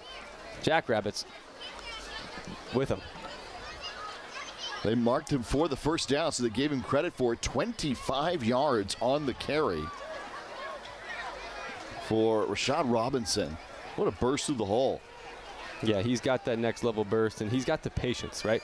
Patience, it's vision, it's always falling forward, it's contact balance. He has all the quality and hands. You saw him catch a touchdown here tonight early in the first half. So he's a really dynamic playmaker, really athletic guy, really strong. I mean, the running back should be one of the strongest players on the football team, and he probably is one of the strongest on the team. Well, they've reset the chain, so now it's instead of first down going to be second and very short. Looks like they got the first down there. And so now it's Robinson again who will carry it for 1 yard this time, and that will be the conversion. You know, we talk about all these playmakers here on the outside for both these teams, but really the line of scrimmage is where you win the game. Well, they took care of business there on the line. Got the first down, roll out of the shotgun. Hand off again, trying the left side this time is Caleb Williams, the freshman running back. Remember, Junior Curtis is out of this game. He scored 2 touchdowns early for Long Beach, but got disqualified after a punch. So he's out for the rest of this game. The freshman, Caleb Williams, gets his first carry. Caleb Williams, yes, and Junior Curtis, star running back for Lincoln, just ejected out of that game, or this game, excuse me. Oh, spin there for Robinson. And he gets down to the 40, so it'll be 3rd down and 5. Well, they're going to keep feeding Rashad Robinson now, Junior Curtis out of the game, and try to slow this game down, right? Eat a lot of clock. And again, 3rd and manageable here. Wouldn't be surprised to see them run the football. Or a little play action, we'll see. Robinson's the one in motion. Thrown away to the near side. Pass is caught. Right out of bounds for Courtney Miller-Thompson. It's going to be a first down. Yeah, Courtney Miller-Thompson, he's had a really nice night tonight. He's had a few grabs, and it was just a rollout speed play to the right. Quick out route, bang, bang play for the first. And we went to double check because he was right at the number. I mean, he was right there. Not short of the line to gain on your route. Made sure he's past the marker. First down.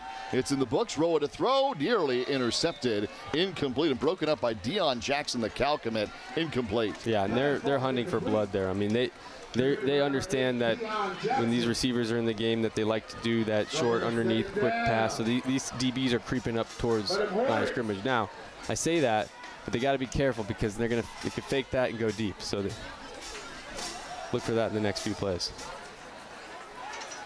But the good news is for Long Beach, Jack, is that these guys are so fast and athletic, so they can press up on them, right? You got Dante Wright, you get Deion Jackson, Juju, Julius Johnson, another highly talented corner. You can press these receivers and challenge them at the line of scrimmage. So it's 3rd down now and 10 for Lincoln. Up 36-13. 7:24 to go. Freshman Williams in there with a senior Robinson. $5 is the return fee. Roa steps up himself. He'll take it and run. Roa getting out of bounds. Yeah, great decision by Roa. That's just taking what the defense gives you. We talked about it earlier tonight with Deuce Jefferson, but using his wheels, they had it double covered on the back end, deep down the field, and good protection up front. It's a max protection look, right? But he just seeps through, outruns the linebacker, and picks up some yardage. Stephen Hunter, who blocked the punt for Long Beach Poly, forced him out of bounds. It's 4th down and 3.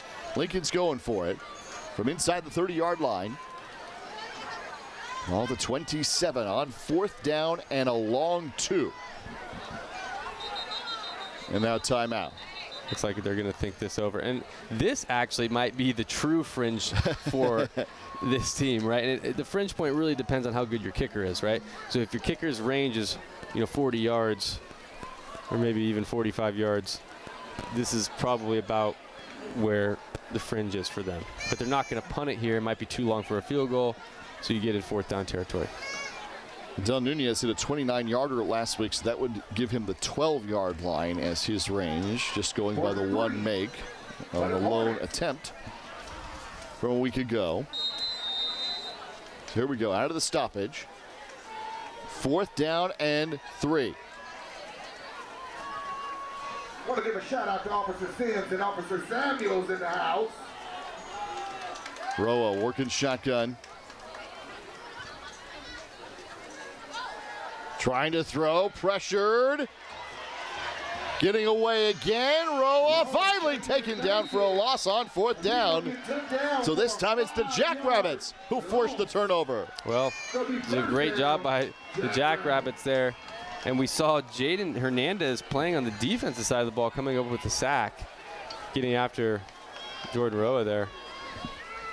But they fake a little sweep, right? And they just get in the backfield early and disrupt everything they're trying to do. And he's scrambling for his life back there. And then Hernandez comes in and gets the sack and turnover on downs, and new life here for the Jackrabbits. Both teams have forced a 4th down on defense and turned the ball over. So now Deuce Jefferson comes back out.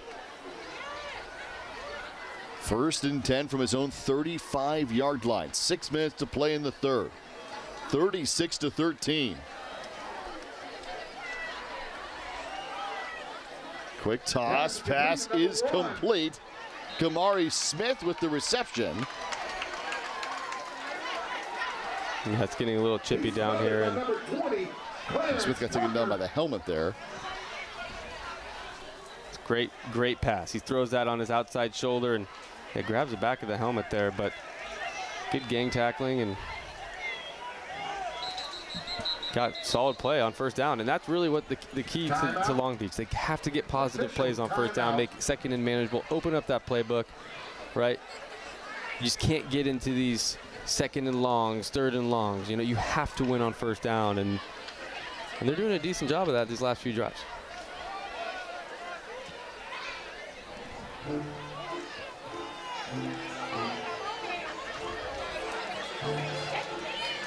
With 5:38 to go here in the 3rd.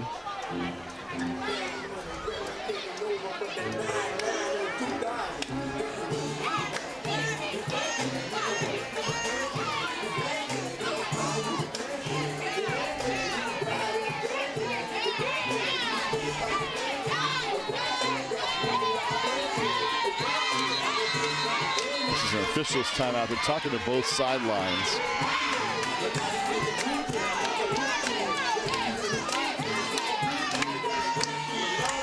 And we're back at it.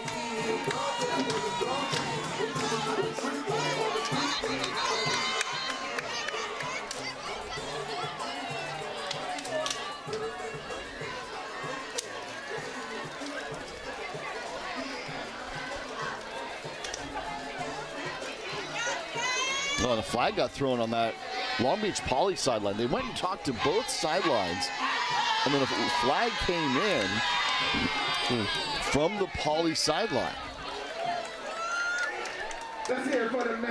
Yeah, I think they're trying to tell them to settle down and they're probably upset calm about their emotions. The helmet tackle, but the helmet tackle, and then Anthony Rodriguez, I think he came in late a little bit and getting chippy, and just gotta try to control yourself here. And college coaches are watching not only how good you are athletically, but how you keep your composure. Any personal fouls, things like that. Let's hear it for Long Beach Poly, Lady Jackrabbits!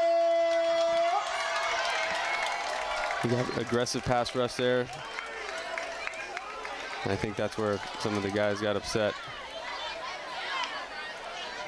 Let's give a warm welcome for the Lady Jackrabbits! So now we're back at it. It was a sideline warning, so only a warning against Long Beach Poly. Here we go. 2nd down and 6. 36-13. Jefferson. Hands off to Dawson. Good cutback. Flag comes in. And Dawson will make it out to the 43-yard line. Number 26 on the carry. A flag on the play. There is a flag.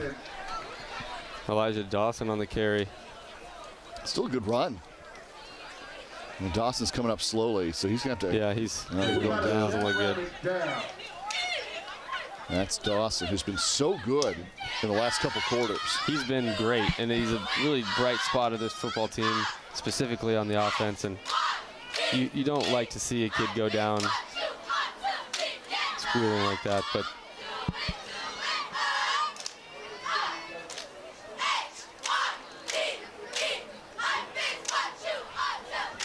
let's take a second look here.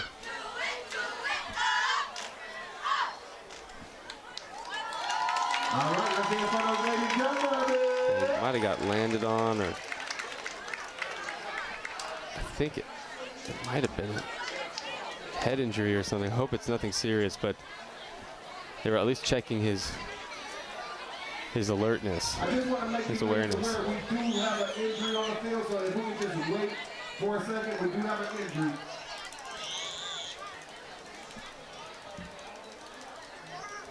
We are going to head as they attend to Elijah Dawson here. We'll return in the 3rd quarter. 5:21 left to go. Poly with the football and trailing 36-13 to the Lincoln Hornets. CIF San Diego section game of the week.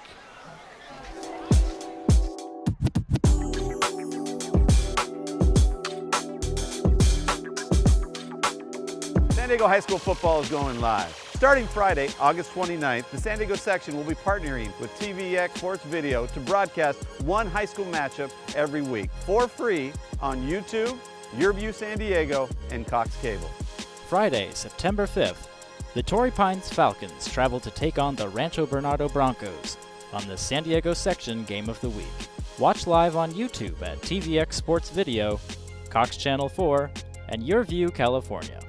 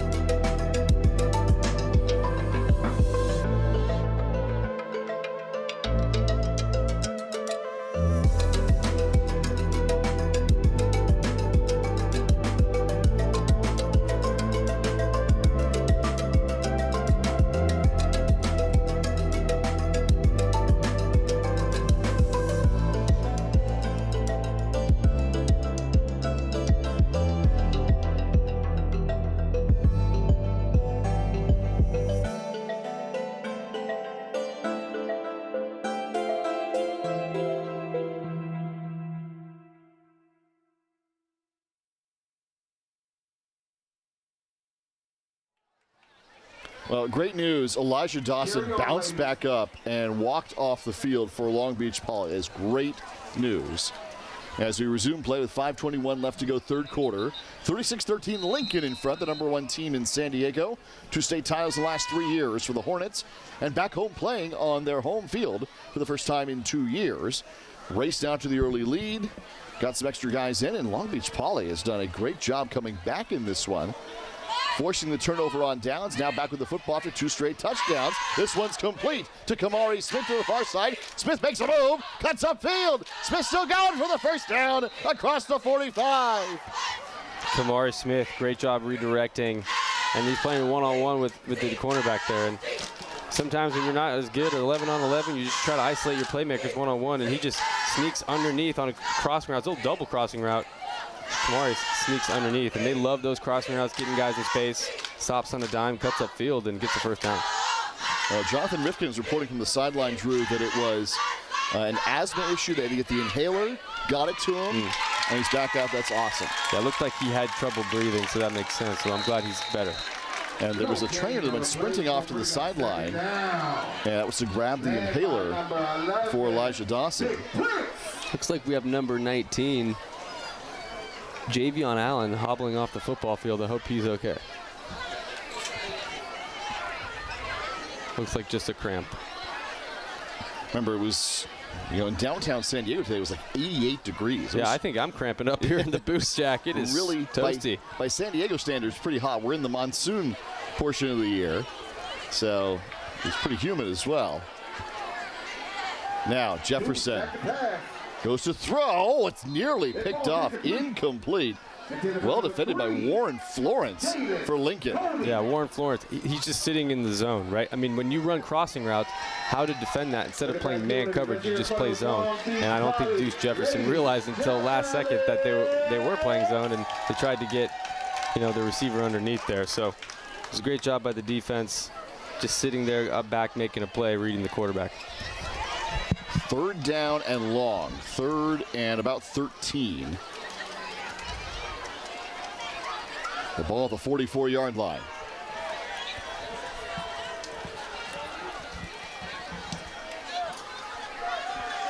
Jefferson to throw, pass complete.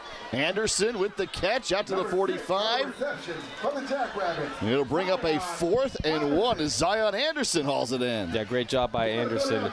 Recognizing zone coverage, right? I mean, he just runs a little, 12, 15-yard hook route inside, and he just sits in the zone. Great job, just soft hands, catches it in his body, and, giving them an opportunity to convert. It was a great job by Deuce Jefferson as well, recognizing that. Anderson, just a sophomore in his freshman year, he caught 168 yards through the air, ran for the 42 as a freshman. Nice play there to get it to 4th and 1 for Long Beach Poly. They're going for it. Here's Jefferson. Quick toss. Far side. Not going to be enough. Broken up. Cameron Purnell gets the stop on 4th down. And the Oregon State commit ends the drive for Lincoln.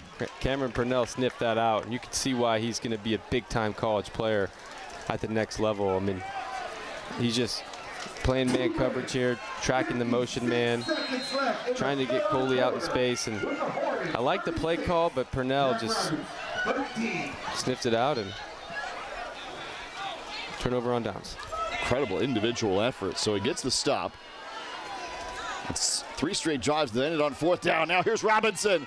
Off and running, and still going. Robinson dragging guys across the 40 to the 38-yard line for the first down. Yeah, you could see what they love to do, Lincoln. They try to get Robinson out on the edge, pin everybody inside, right? They're just trying to put a little pin and pull, pin everyone inside, cause one-on-one with the DB, Deion Jackson, slows them up just enough for legend Galilei to pursue and make the tackle. Robinson comes off briefly there, maybe looked like he was cramping up a little bit. So this handoff goes to the freshman, and Caleb Williams will get the carry down to the 34-yard line, a gain of 6. Yeah, nice run by Caleb Williams. And they do a little bit of a mix and match with their runs, right? They like to do a little pin pin everyone inside, get the edge, right? So it stretches the defense a bit, right? Causes the defense to say, okay, let's go out, let's play outside. And then they go, okay, you're going to line up outside, we're just going to run inside. So it's a little bit of a cat and mouse game on the run game there. Second down, a minute 51 to go in the third. 36-13, Lincoln in front.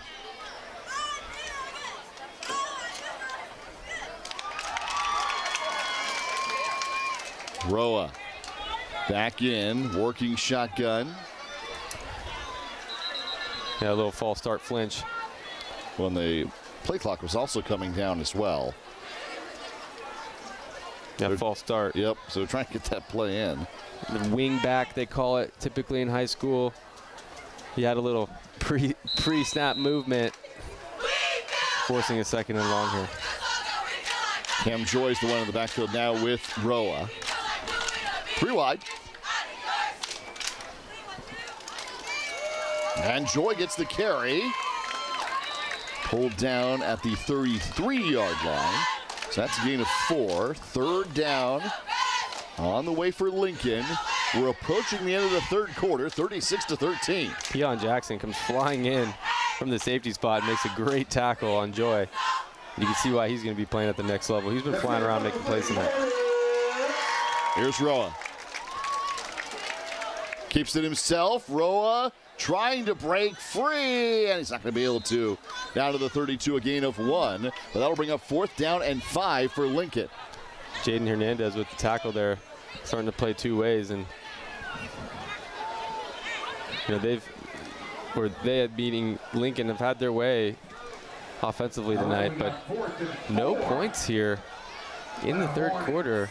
We've had 3 turnovers on downs just in this quarter alone. Yeah, great job by Long Beach Poly stopping them, but Long Beach Poly hasn't had any points either. Yeah. So a little bit of a stalemate here in the third.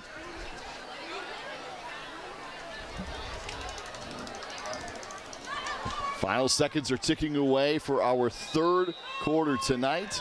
1.8 left to go before the timeout for Lincoln. And we have just 12 minutes of football left to play. In this first game back since November 10th of 2023 for Lincoln at home. November 10th of 2023. Wow. I was just kind of starting my broadcasting career that 2023 fall. It has been a pleasure being in the booth alongside you, Jack. Great mentor for me. Thank you, everyone at TVX production crew. We have Jonathan Rifkin and Tommy Morris doing the pregame, halftime, also on the ground reporting. Awesome. It's been awesome. Very fun start to the year here in the San Diego section. Lincoln's going to bring the offense back out for this 4th down and 4 on the 33-yard line. Robinson, who's out the last couple of plays, is back in.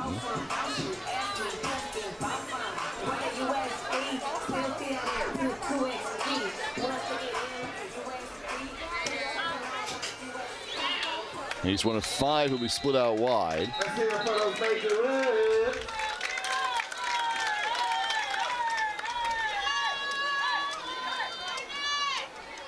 Yeah, 4th and about 4.5. Yeah, it's a long 4. Long 4.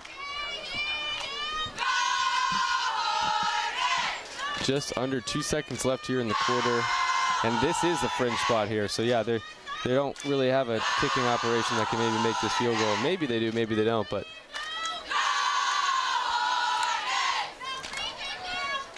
So here we go. Jordan Lewis, the tight end, has come on. He is in the slot. Rashad Robinson is to the left of Roa, short. 4th down and 4. One more play left in the third quarter for Roa. Looking to throw on 4th down over the middle. Pass complete. No! Robinson had it, got hit hard. Incomplete. And that is our 4th turnover on downs for this quarter. That's how it ends. And we're going to our final 12 minutes coming up next. 36-13, Lincoln in front and Long Beach Poly with the ball. This is the CIF San Diego section game of the week.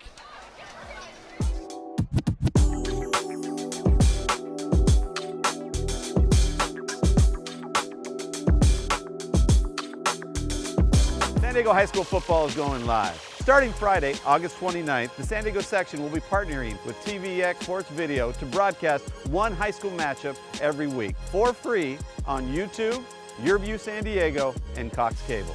Friday, September 5th, the Torrey Pines Falcons travel to take on the Rancho Bernardo Broncos on the San Diego section Game of the Week. Watch live on YouTube at TVX Sports Video, Cox Channel 4, and YurView California. Long Beach Poly will take over down 36-13. Defenses on both sides in that third quarter, Drew Ferris. Stepped up big, especially on fourth down. Yeah, tackling better and tackling more consistently and making plays. So 12 minutes on the clock. Deuce Jefferson to throw for Long Beach Poly. Over the middle, it's incomplete. He was trying to get to Jaden Coley, who got the touchdown earlier.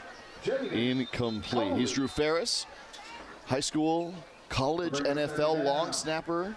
I'm Jack Cronin. We have Jonathan Rifkin and Tommy Morris with us here.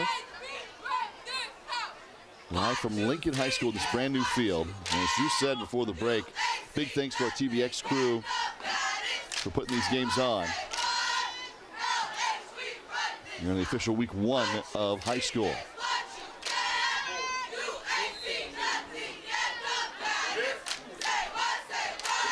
Second down and 10. Hand off. This is Johnson. They'll take it to the 35 for a gain of 3. They haven't had much success running. They've had a few big plays running, but they do have to keep them honest on the ground. And this offense for Long Beach Poly, they've shown some life here in this game, getting some explosives, getting the ball in the playmakers' hands. And this is the point of the game, fourth quarter, right, Jack? When guys are tired, you know, guys like Jaden Hernandez been playing both ways, taking hits, getting tackled, blocking. See what they can do here on this drive. Jefferson, far toss. How about that one hauled in? And Zion Anderson, the sophomore, having a big game. And that was a cross-field throw. Yeah, great throw by Deuce Jefferson. A little late on that throw, but you'd like to see him get it out just a little early, be a little more confident in decision-making. Thinking about going to the flat. Great effort by Zion Anderson, wrangling that in for the first down.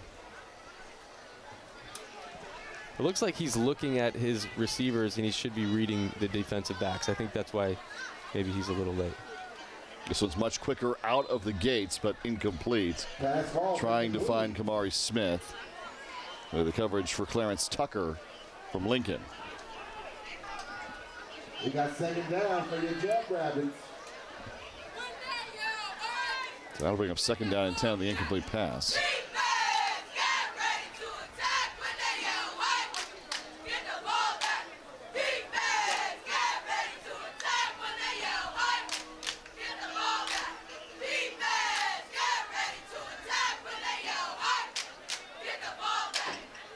No false start there on the center.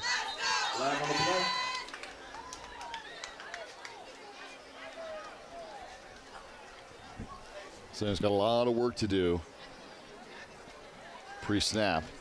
Yeah, that'll kill a drive there, but theme of the night for Long Beach early in the ballgame was penalties. Sure. Or, you know, it's second and long, and against a really good team, right? I mean, let alone for your offense, but against a team like Lincoln, with defensive players going to places like Oregon, Oregon State, offers from Sacramento State and UAB and other parts of the country. I mean, this is a hotbed of talent, especially on the defensive side, and really stout up front on the defensive line, too. Second down, 15. Jefferson, quick toss back to the other side. Trying to set up the screen inside to Kamari Smith, and it's broken up. Yeah, great pursuit by Jamari Stoddard. We've called his name a few times tonight. He's a two-way player for Lincoln, and he was not fooled. And, you know, they're trying to set up a wide receiver screen on the left-hand side, but when you can get that backside pursuit from your defensive lineman, I mean, that's what you love to see, right? You love to see those linemen get in there on those screens and break it up and make the tackle. So Jamari Stoddard, I mean, he's a really solid player for them, and you know, they're lucky to have him there at Lincoln. There was a penalty flag that came in late on the play.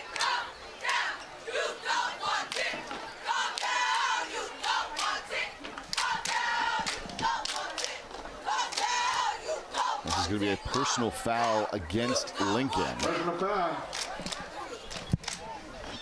On the Hornet. Yeah, you can see they try to fake or screen to the right, throw back to the left.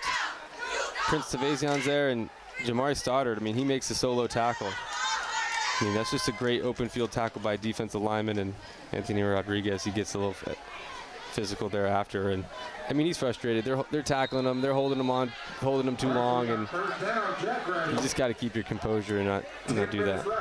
So first down and 10 now across midfield. Jefferson against the pressure, going deep to the far side. It's incomplete. A flag comes in. Got a flag on the play. Trying to find Kamari Smith.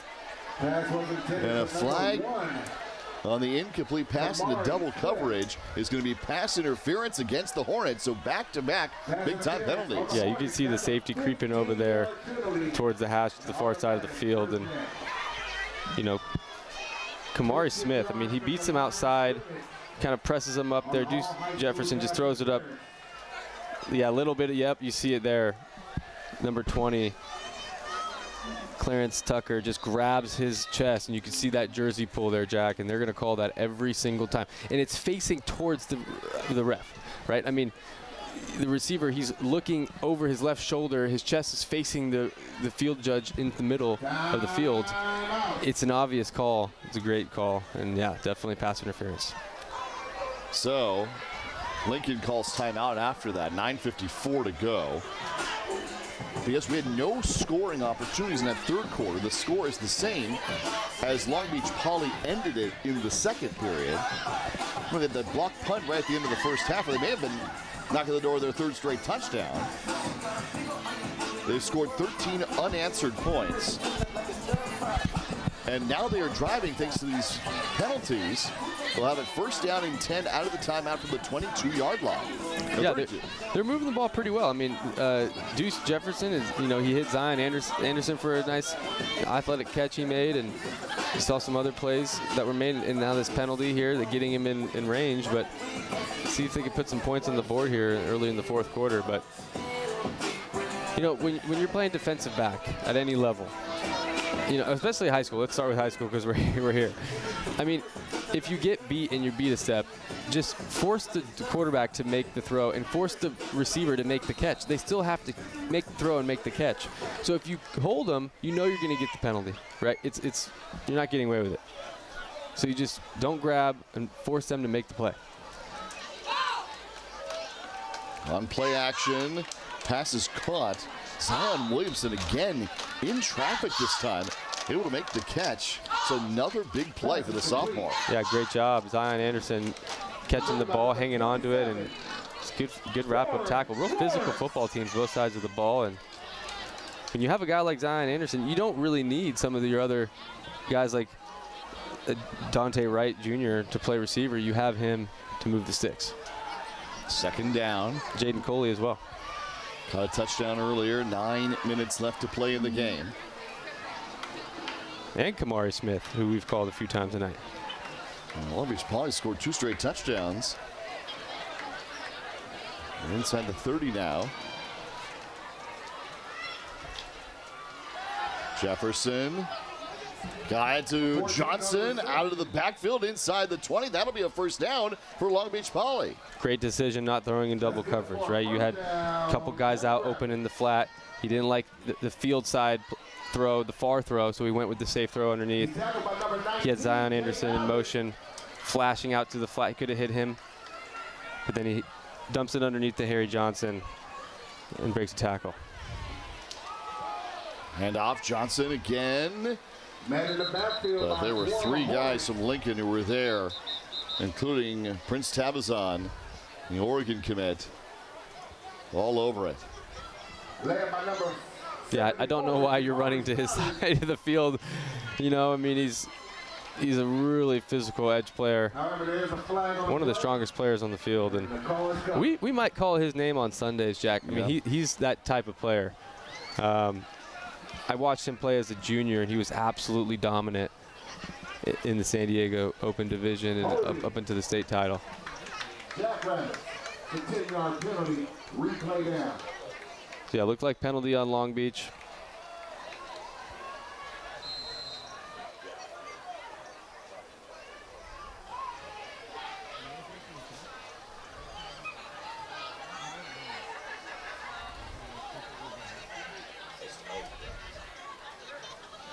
Here's Jefferson.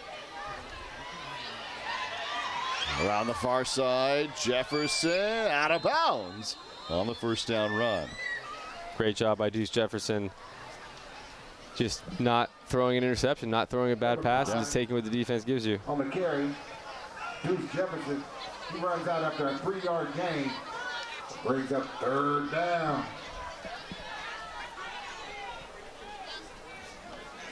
It's going to be 3rd and long here for the Jackrabbits, but this is definitely 4-down territory. So you don't need to get a first down here. Yeah. You just get enough to make it 4th and manageable. Looks like they haven't changed the sticks. So here's Jefferson. 8:27 to go. Over the middle, pass complete. It's Anderson again, trying to make a burst forward inside the 20. Gets back down to the 18-yard line to make a ball of the extra yardage. So I guess that was 2nd down. PA called it 3rd down, but the sticks say it was 2nd down. And now they're at now it's 3rd down. 9 or 10 inside the 20.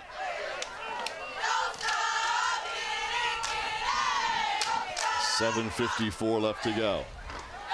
Jefferson. Pressured away to the right. Throws for the end zone. Incomplete. There's a penalty flag in the backfield. Jaden Coley was the intended target. Yeah, there is a penalty flag down. Kamiri Smith, he's throwing his hands up. And I understand why. I mean, there's a ref that's planted in the middle of the field, and he takes steps forward during the play. He was open over the middle. And that, I don't know what you're supposed to do as a ref, but I don't think you're supposed to be walking into the route. But Deuce Jefferson, he looks back. Prince Tavazon probably gets held a little bit there, but he just tries to throw it up to Coley to make a play, and just out of the reach. But I understand Kamiri Smith throwing up his hands. I mean, Jack, when you're the referee, you should not be walking into a route. And I know they're put there for a reason, but let the players run around the refs. You shouldn't be moving, but he was wide open. He probably would have scored a touchdown if he was hit. Well, it's a holding call against Long Beach Poly, so they're back down to a 3rd and 20. Here's Jefferson on 3rd and very long. Jefferson, down he goes. All the way back across the 40 to the 41. The first down marker is at the 8. You absolutely cannot take a sack in that situation. I mean, there's never a good time to take a sack. But it's a great job. They're only getting there with 4 guys. So, you know, that makes it difficult on the back end. But they're really physical on this defensive line for Lincoln. I mean, they're a big part of the reason why they've won state titles recently is that line of scrimmage on both sides of the ball. They've dominated on the line of scrimmage on both sides of the ball. 4th down and 37. They're going for it. So 4th and 37 here. And if Lincoln gets a stop, it'll be another turnover on downs. But here's Jefferson stepping up again. He lost the football. Comes out. And regardless of who picks this up, it's going to be Lincoln ball. So down to the 36-yard line, Hornets will take over, and that's another stand for these defenses in the second half.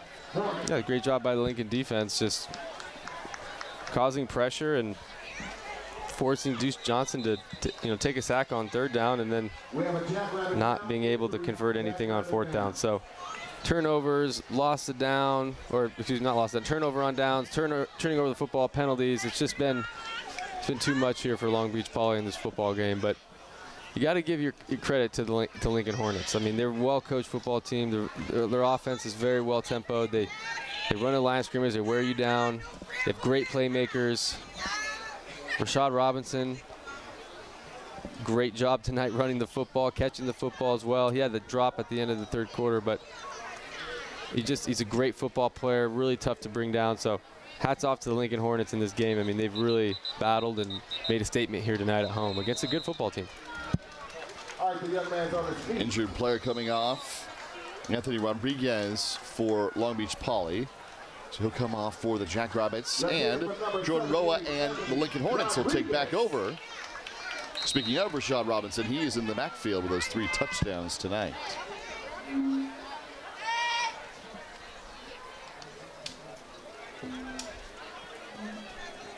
I would expect to see Rashad Robinson get a healthy dose of carries here to end this game. And here he is.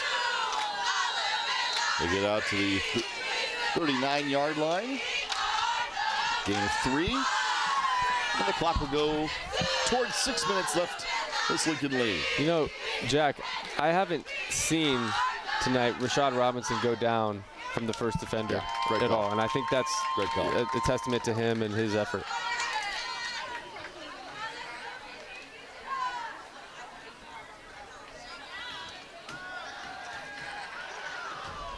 Roa. And forced out of bounds. Looks like we got a flag on the play. Could be a holding call on Lincoln offensive line. It's very close to a late hit out of bounds, too, but the flag is in the backfield.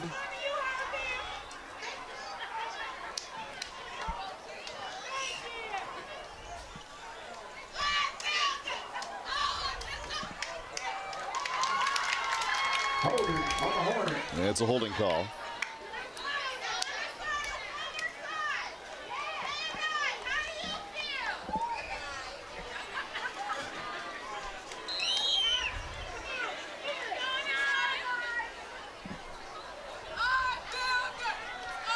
Here's Roa.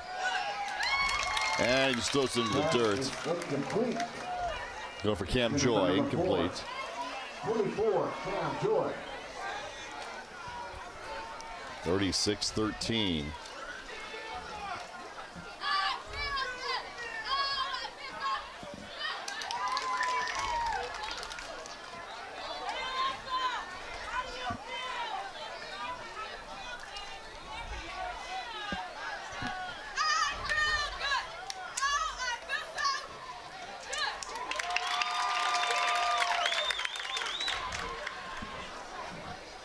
On third down. Roa coming back to the sideline. Pass complete right toward the 40-yard line. Courtney Miller-Thompson with the catch. Courtney Miller-Thompson, another catch tonight. He's had a great night. You know, they send everyone deep, and as a receiver, and the play breaks down like that, you just work towards the quarterback, right? You help the quarterback out, work towards him. And Jordan Roa rolling out to his left, throwing a little bit across his body, accurate throw down the field. This is a great job by the offense there to get some yardage. Fourth down and about 8. Let's see what Lincoln wants to do from their own 39-yard line. 5:27 and counting remaining.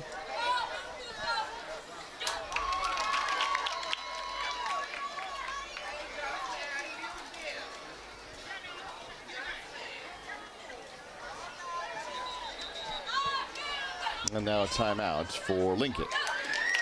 So 5:11 left.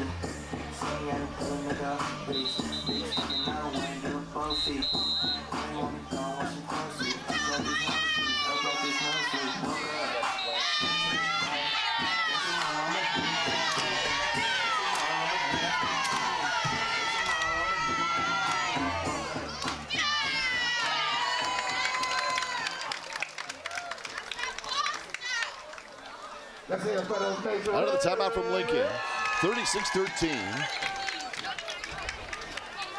Jordan Roa back out of the shotgun. Pressured, Roa sacked. Now the 25. Gonna go down at the 25-yard line. Well done. Michael Potty, the senior A couple of different Long Beach Poly Jackrabbits. Jordan Moreno and others. Yeah, Jordan Moreno, great linebacker for the Jackrabbits, and you know, they do a little all-out blitz almost. They disguise it. They confuse the offensive line, got them to hesitate and open up some rush lanes there, and made the play. I mean, so we'll see maybe one or two more cracks for this offense for Long Beach, and they have a ton of talent on this team, Jack. I mean, across the board as skill player, they've got some pretty good linemen too, and a lot of it was penalties and turnovers. I mean, that really knocked them out of this game early, and there hasn't been a single score in the second half. Defense has become up big. Tristan Ventura enters the contest again at running back. Jefferson to throw. He's got it. Right down the goal line and in. Touchdown. Kamari Smith. Well, that was the best throw of the night by Deuce Jefferson.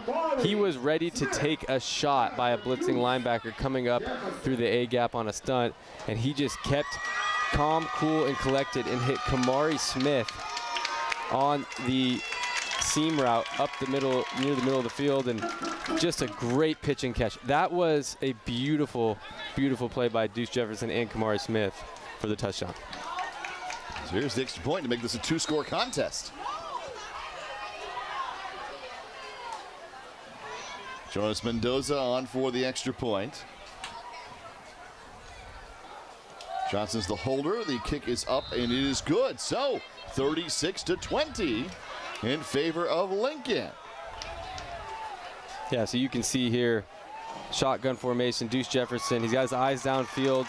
He steps up in the pocket, delivers a strike in between the safety and a trailing cornerback, and Kamari Smith does the rest. That was just a really great play, using his eyes to hold the safety, let that receiver, Kamari Smith, get in space there in the seam route. He delivers a strike in stride for the touchdown. Weber State is going to have a lot of fun with Deuce Jefferson. I mean, he's a great football player. So that's 20 unanswered for Long Beach Poly here. After the big lead for Lincoln early on. Yeah, that's right. And you're right, Jack. It is a two-possession game with 5 minutes left. So, I mean, we've seen a lot over the years in high school and college football. I know you've covered football for years here in San Diego. One of the top broadcasters across San Diego section, Jack Cronin, everybody. Yeah, there've been some crazy ones. We saw quite a matchup last year at LCC. Yeah. La Costa Canyon, That's Mission right. Hills. That's right. Real thriller there too. So came down to the last minute there. So 5 minutes left in this one. 36-20. They go for the somewhat onside attempt, but Lincoln able to cover it up. It's recovered by the Hornets. It's going to be first down. yeah, that was a great call to onside kick it. Ideally, you want it to bounce and hit the ground, but it's a good job by the Hornets getting back on that football. But you know, try to steal a possession there really would have made this game pretty interesting. But Warren Florence able to cover it up, the junior corner.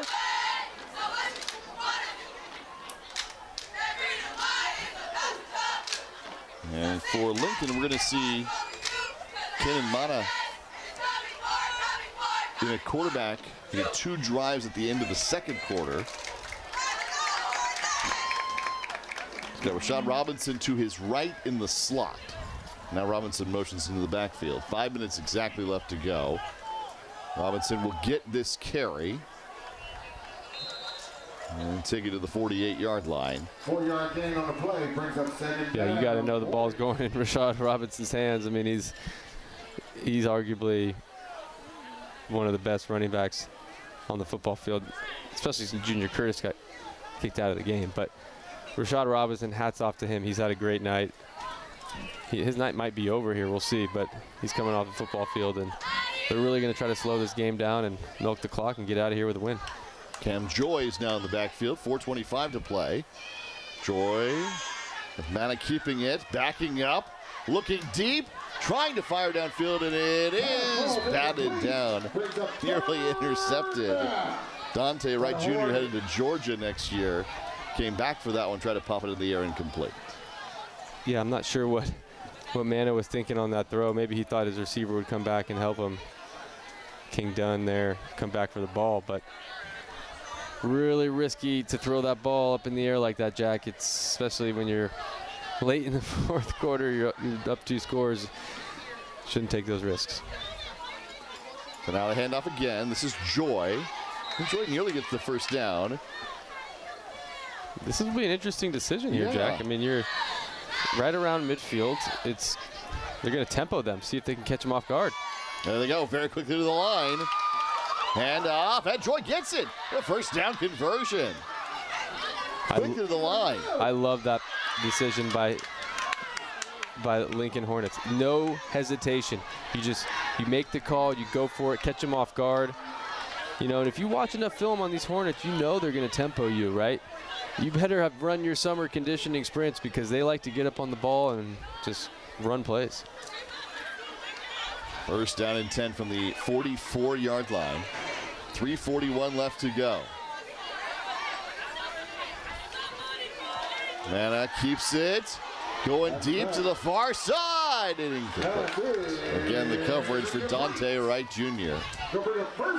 You know, I know you got a great athlete, King Dunn, out there, you know, running at receiver, but not going to have a lot of luck picking on Dante Wright Jr., you know, Georgia commit. It pains me to say that because I am a Florida Gator myself, but, you know, he's going out to Athens next year and wish him all the best. But actually, he's only a junior. Have a couple more seasons left. This one down to the 39. The carry for Cam Joy. Second down on the way. Clock continues to move. 3 minutes left to play. Third and manageable here, and clock's ticking down, and they're still not huddling up, but they're not in any rush to get any plays off, and so this coaching staff knows how to handle this situation and would expect to see this on the ground. Joy again after his first down conversion. Gets another one. They'll move the chains again to the 33. You know, it's a little inexcusable. I'm not want to be overly critical, but you know they're going to run the football. I mean, like, if you're Long Beach Poly, I mean, you expect the run in this situation. And so to give up 5-7 yards on that play, you know the ball is going to be on the ground. It's just a little inexcusable. 2:27.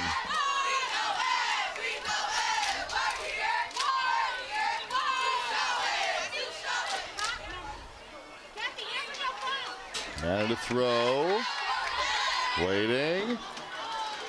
And trying to escape, but that will not happen. To the 39-yard line on the sack. And now Long Beach Poly calls timeout with 2:04 remaining. 36-20.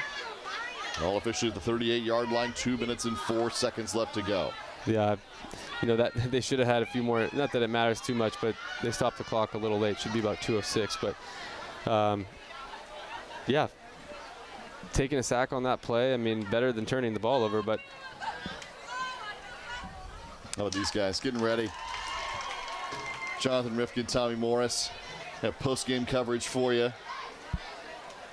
Jonathan Rivkin, looking fantastic. Is a great play-by-play broadcaster himself, looking great coming down from LA. Shout out Jonathan.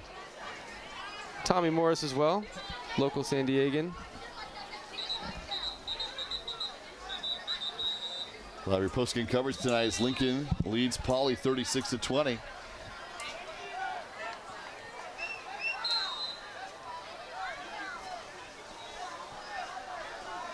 Out of the timeout.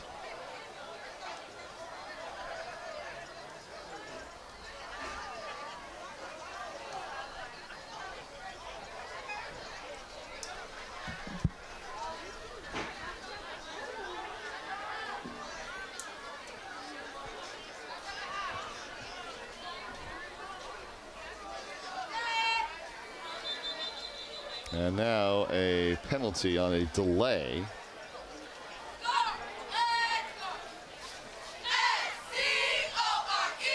Pushing back across the 40 to the 43. Second down and 19 on the way for Lincoln.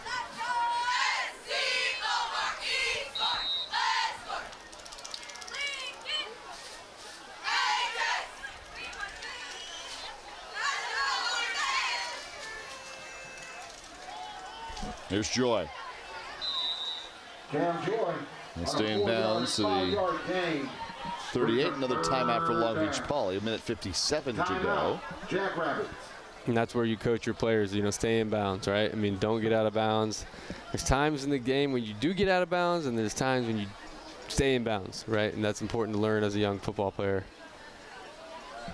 So just under 2 minutes, Jack, and we've had quite the second half. I mean, I know it's not a ton of touchdowns, but pretty evenly matched second half here. To be honest, Long Beach Poly's winning this second half. Yeah, they're the only ones who've scored. The only ones who've scored in the second half, and you got to give them credit just staying in the game. I mean, not letting this get too out of hand, right? I mean, it was 36-0 at one point. So, Jackrabbits, without scoring a touchdown all last week, coming here tonight, scoring 3 touchdowns.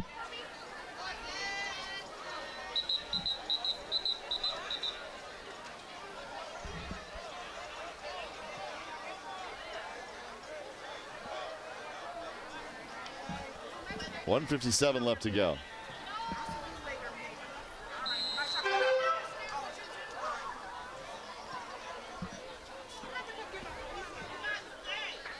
Any mana?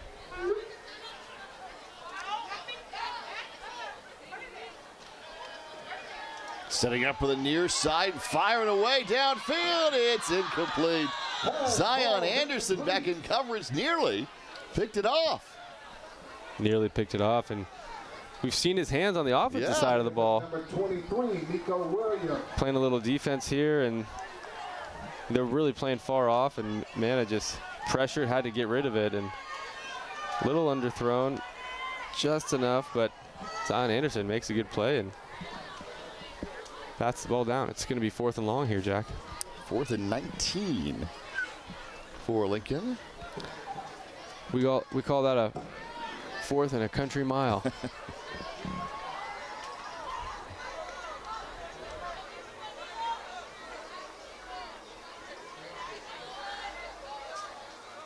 Lincoln's only punt was the one that was blocked. So on 4th down, Mana will throw again. Again going for the end zone. Incomplete.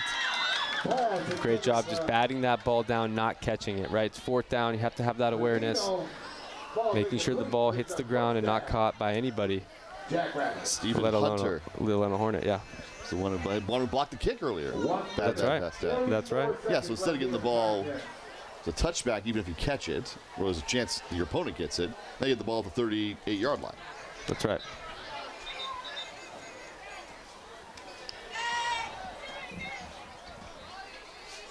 So 1:44 to go for Long Beach Poly. They put up 20 unanswered points, and the only touchdown in the second half.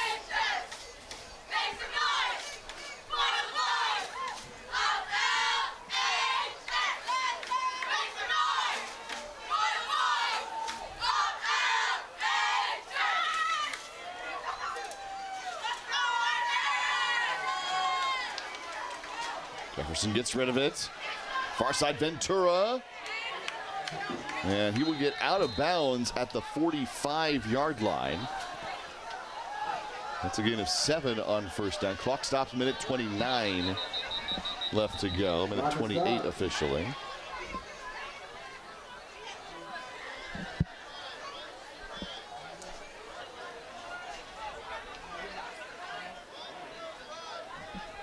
Yeah, and the ref's telling him to put back time on that clock, 1:35.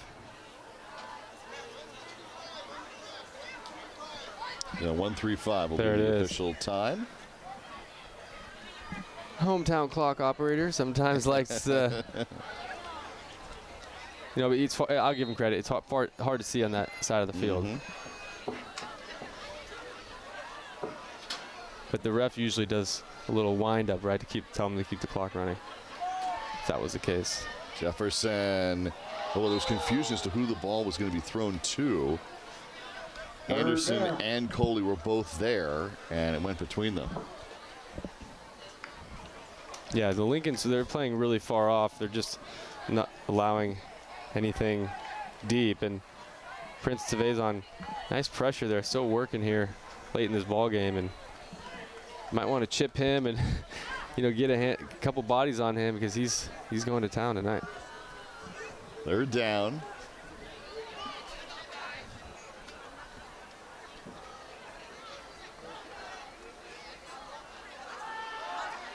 Quick toss incomplete. 4th down on the way for Long Beach Poly. One more chance, keep the drive alive. Mari Smith, the intended target after the touchdown earlier. And when you can get a pass rush, right, whether it's just Prince Tavazon or you got other guys like Jamari Stoddard and guys getting after the quarterback, controlling the line of scrimmage, it really throws off the QB, right? Their internal clock of when they need to get the ball out gets disrupted and throws off the timing of the offense. Jefferson over the middle. That's going to be a first down. Coley on the catch. And as soon as he's marked down, stop the clock with 1:18 to go. Great effort by Coley there. Working the middle of the field underneath, securing the catch. Let's see here, Deuce Jefferson, 1, 2, 3. Little hop step, Coley catches the ball. Hangs onto it, they're trying to rip it out. First down, Jackrabbits.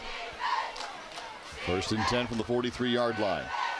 Jefferson, another quick toss. That one's batted down, though, incomplete at the line of scrimmage. Puts Tavazon right there. You're right, still playing to the end. Oh, yeah. It's awesome.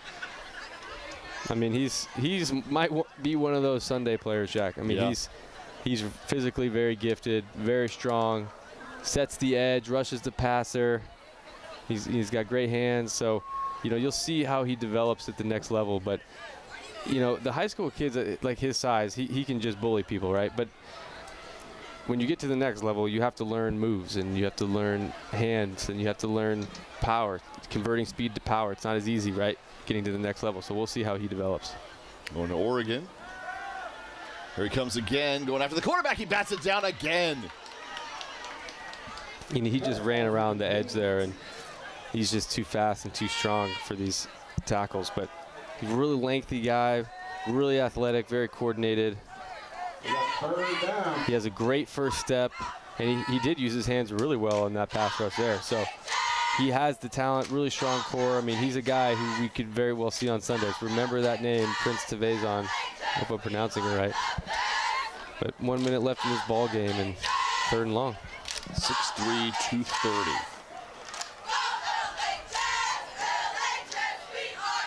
Here is Jefferson. Completes. Jaden Hernandez, the tight end. And he's going to get the first down. This will move things to the 31-yard line. First down with 52 seconds left for Long Beach Poly. Yeah, no huddle here. Just try to get in the end zone, make it maybe a one-score game. But hats off to these Lincoln Hornets, man. They played hard all night, tackled well, rallied to the ball, forced turnovers. Great job, Jaden Hernandez. Back-to-back catches there. Timeout, Long Beach. So inside the 30 of the 26. And timeout for Poly. That's their last. And 29 seconds left.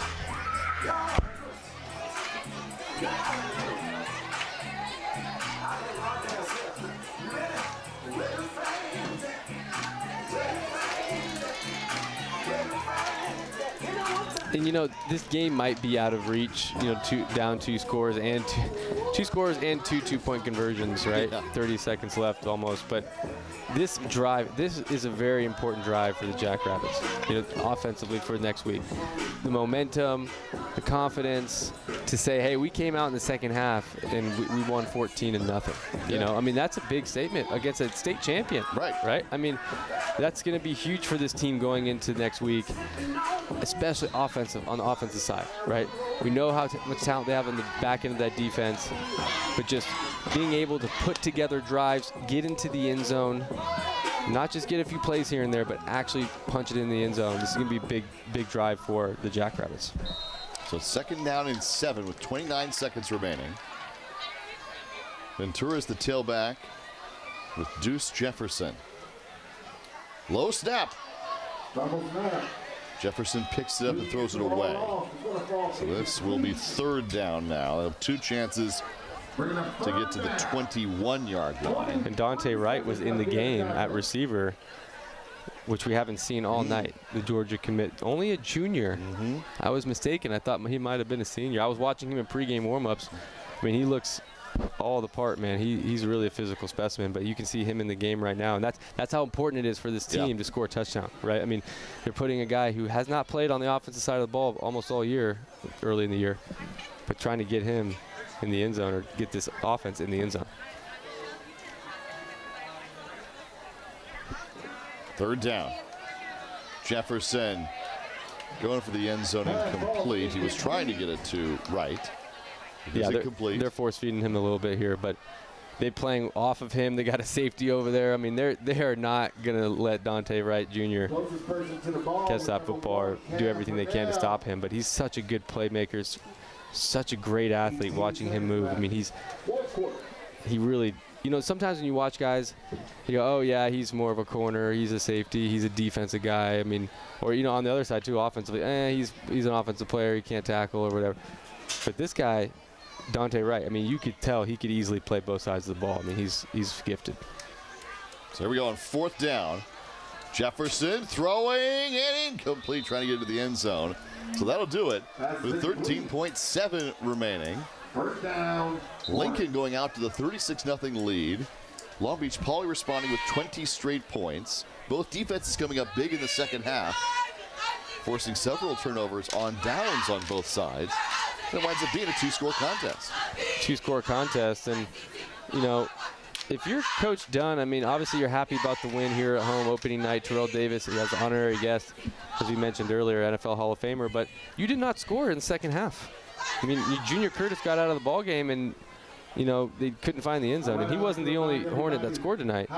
But I know Coach Day will address that with this team and talk about, hey, our offense slowed down completely in the second half and didn't end this first half the way they wanted to with the block punt, but ultimately they get out of here with a double-digit win here at home.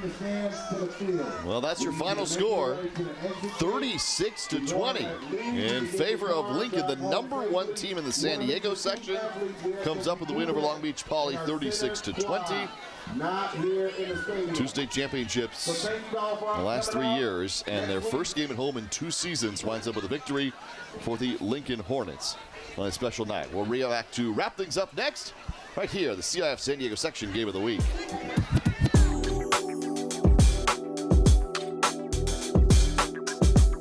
San Diego High School football is going live. Starting Friday, August 29th, the San Diego section will be partnering with TVX Sports Video to broadcast one high school matchup every week for free on YouTube, YurView San Diego, and Cox Cable. Friday, September 5th, the Torrey Pines Falcons travel to take on the Rancho Bernardo Broncos on the San Diego section game of the week. Watch live on YouTube at TVX Sports Video, Cox Channel 4, and YurView California. Final score tonight from Lincoln. The Hive getting the victory. 36-20 is the final score.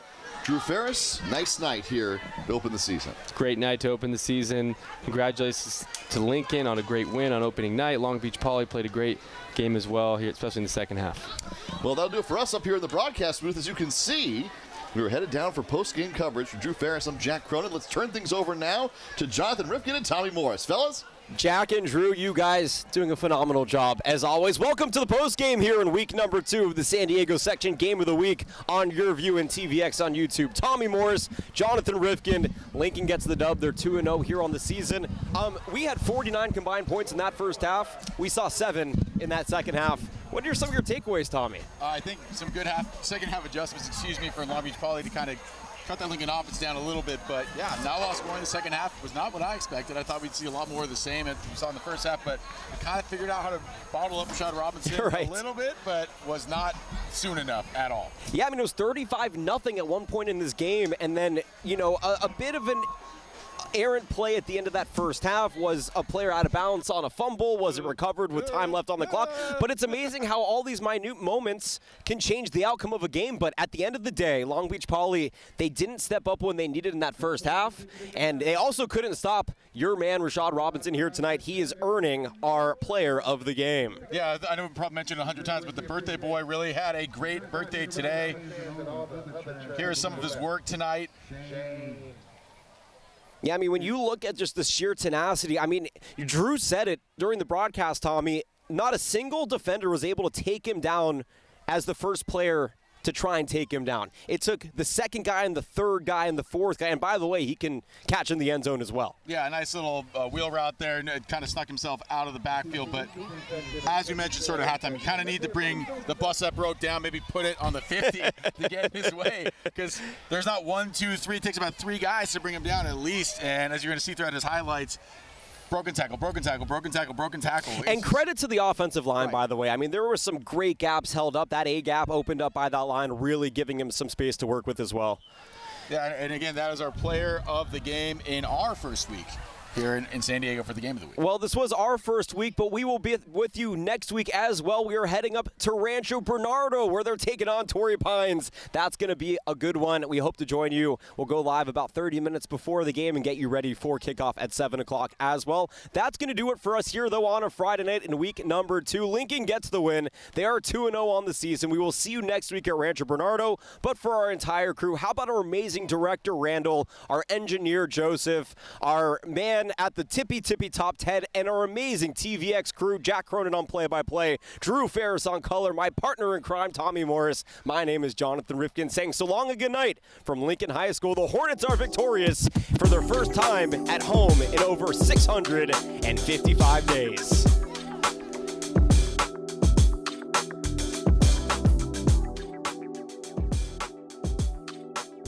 San Diego High School football is going live. Starting Friday, August 29th, the San Diego section will be partnering with TVX Sports Video to broadcast one high school matchup every week for free on YouTube, YurView San Diego, and Cox Cable.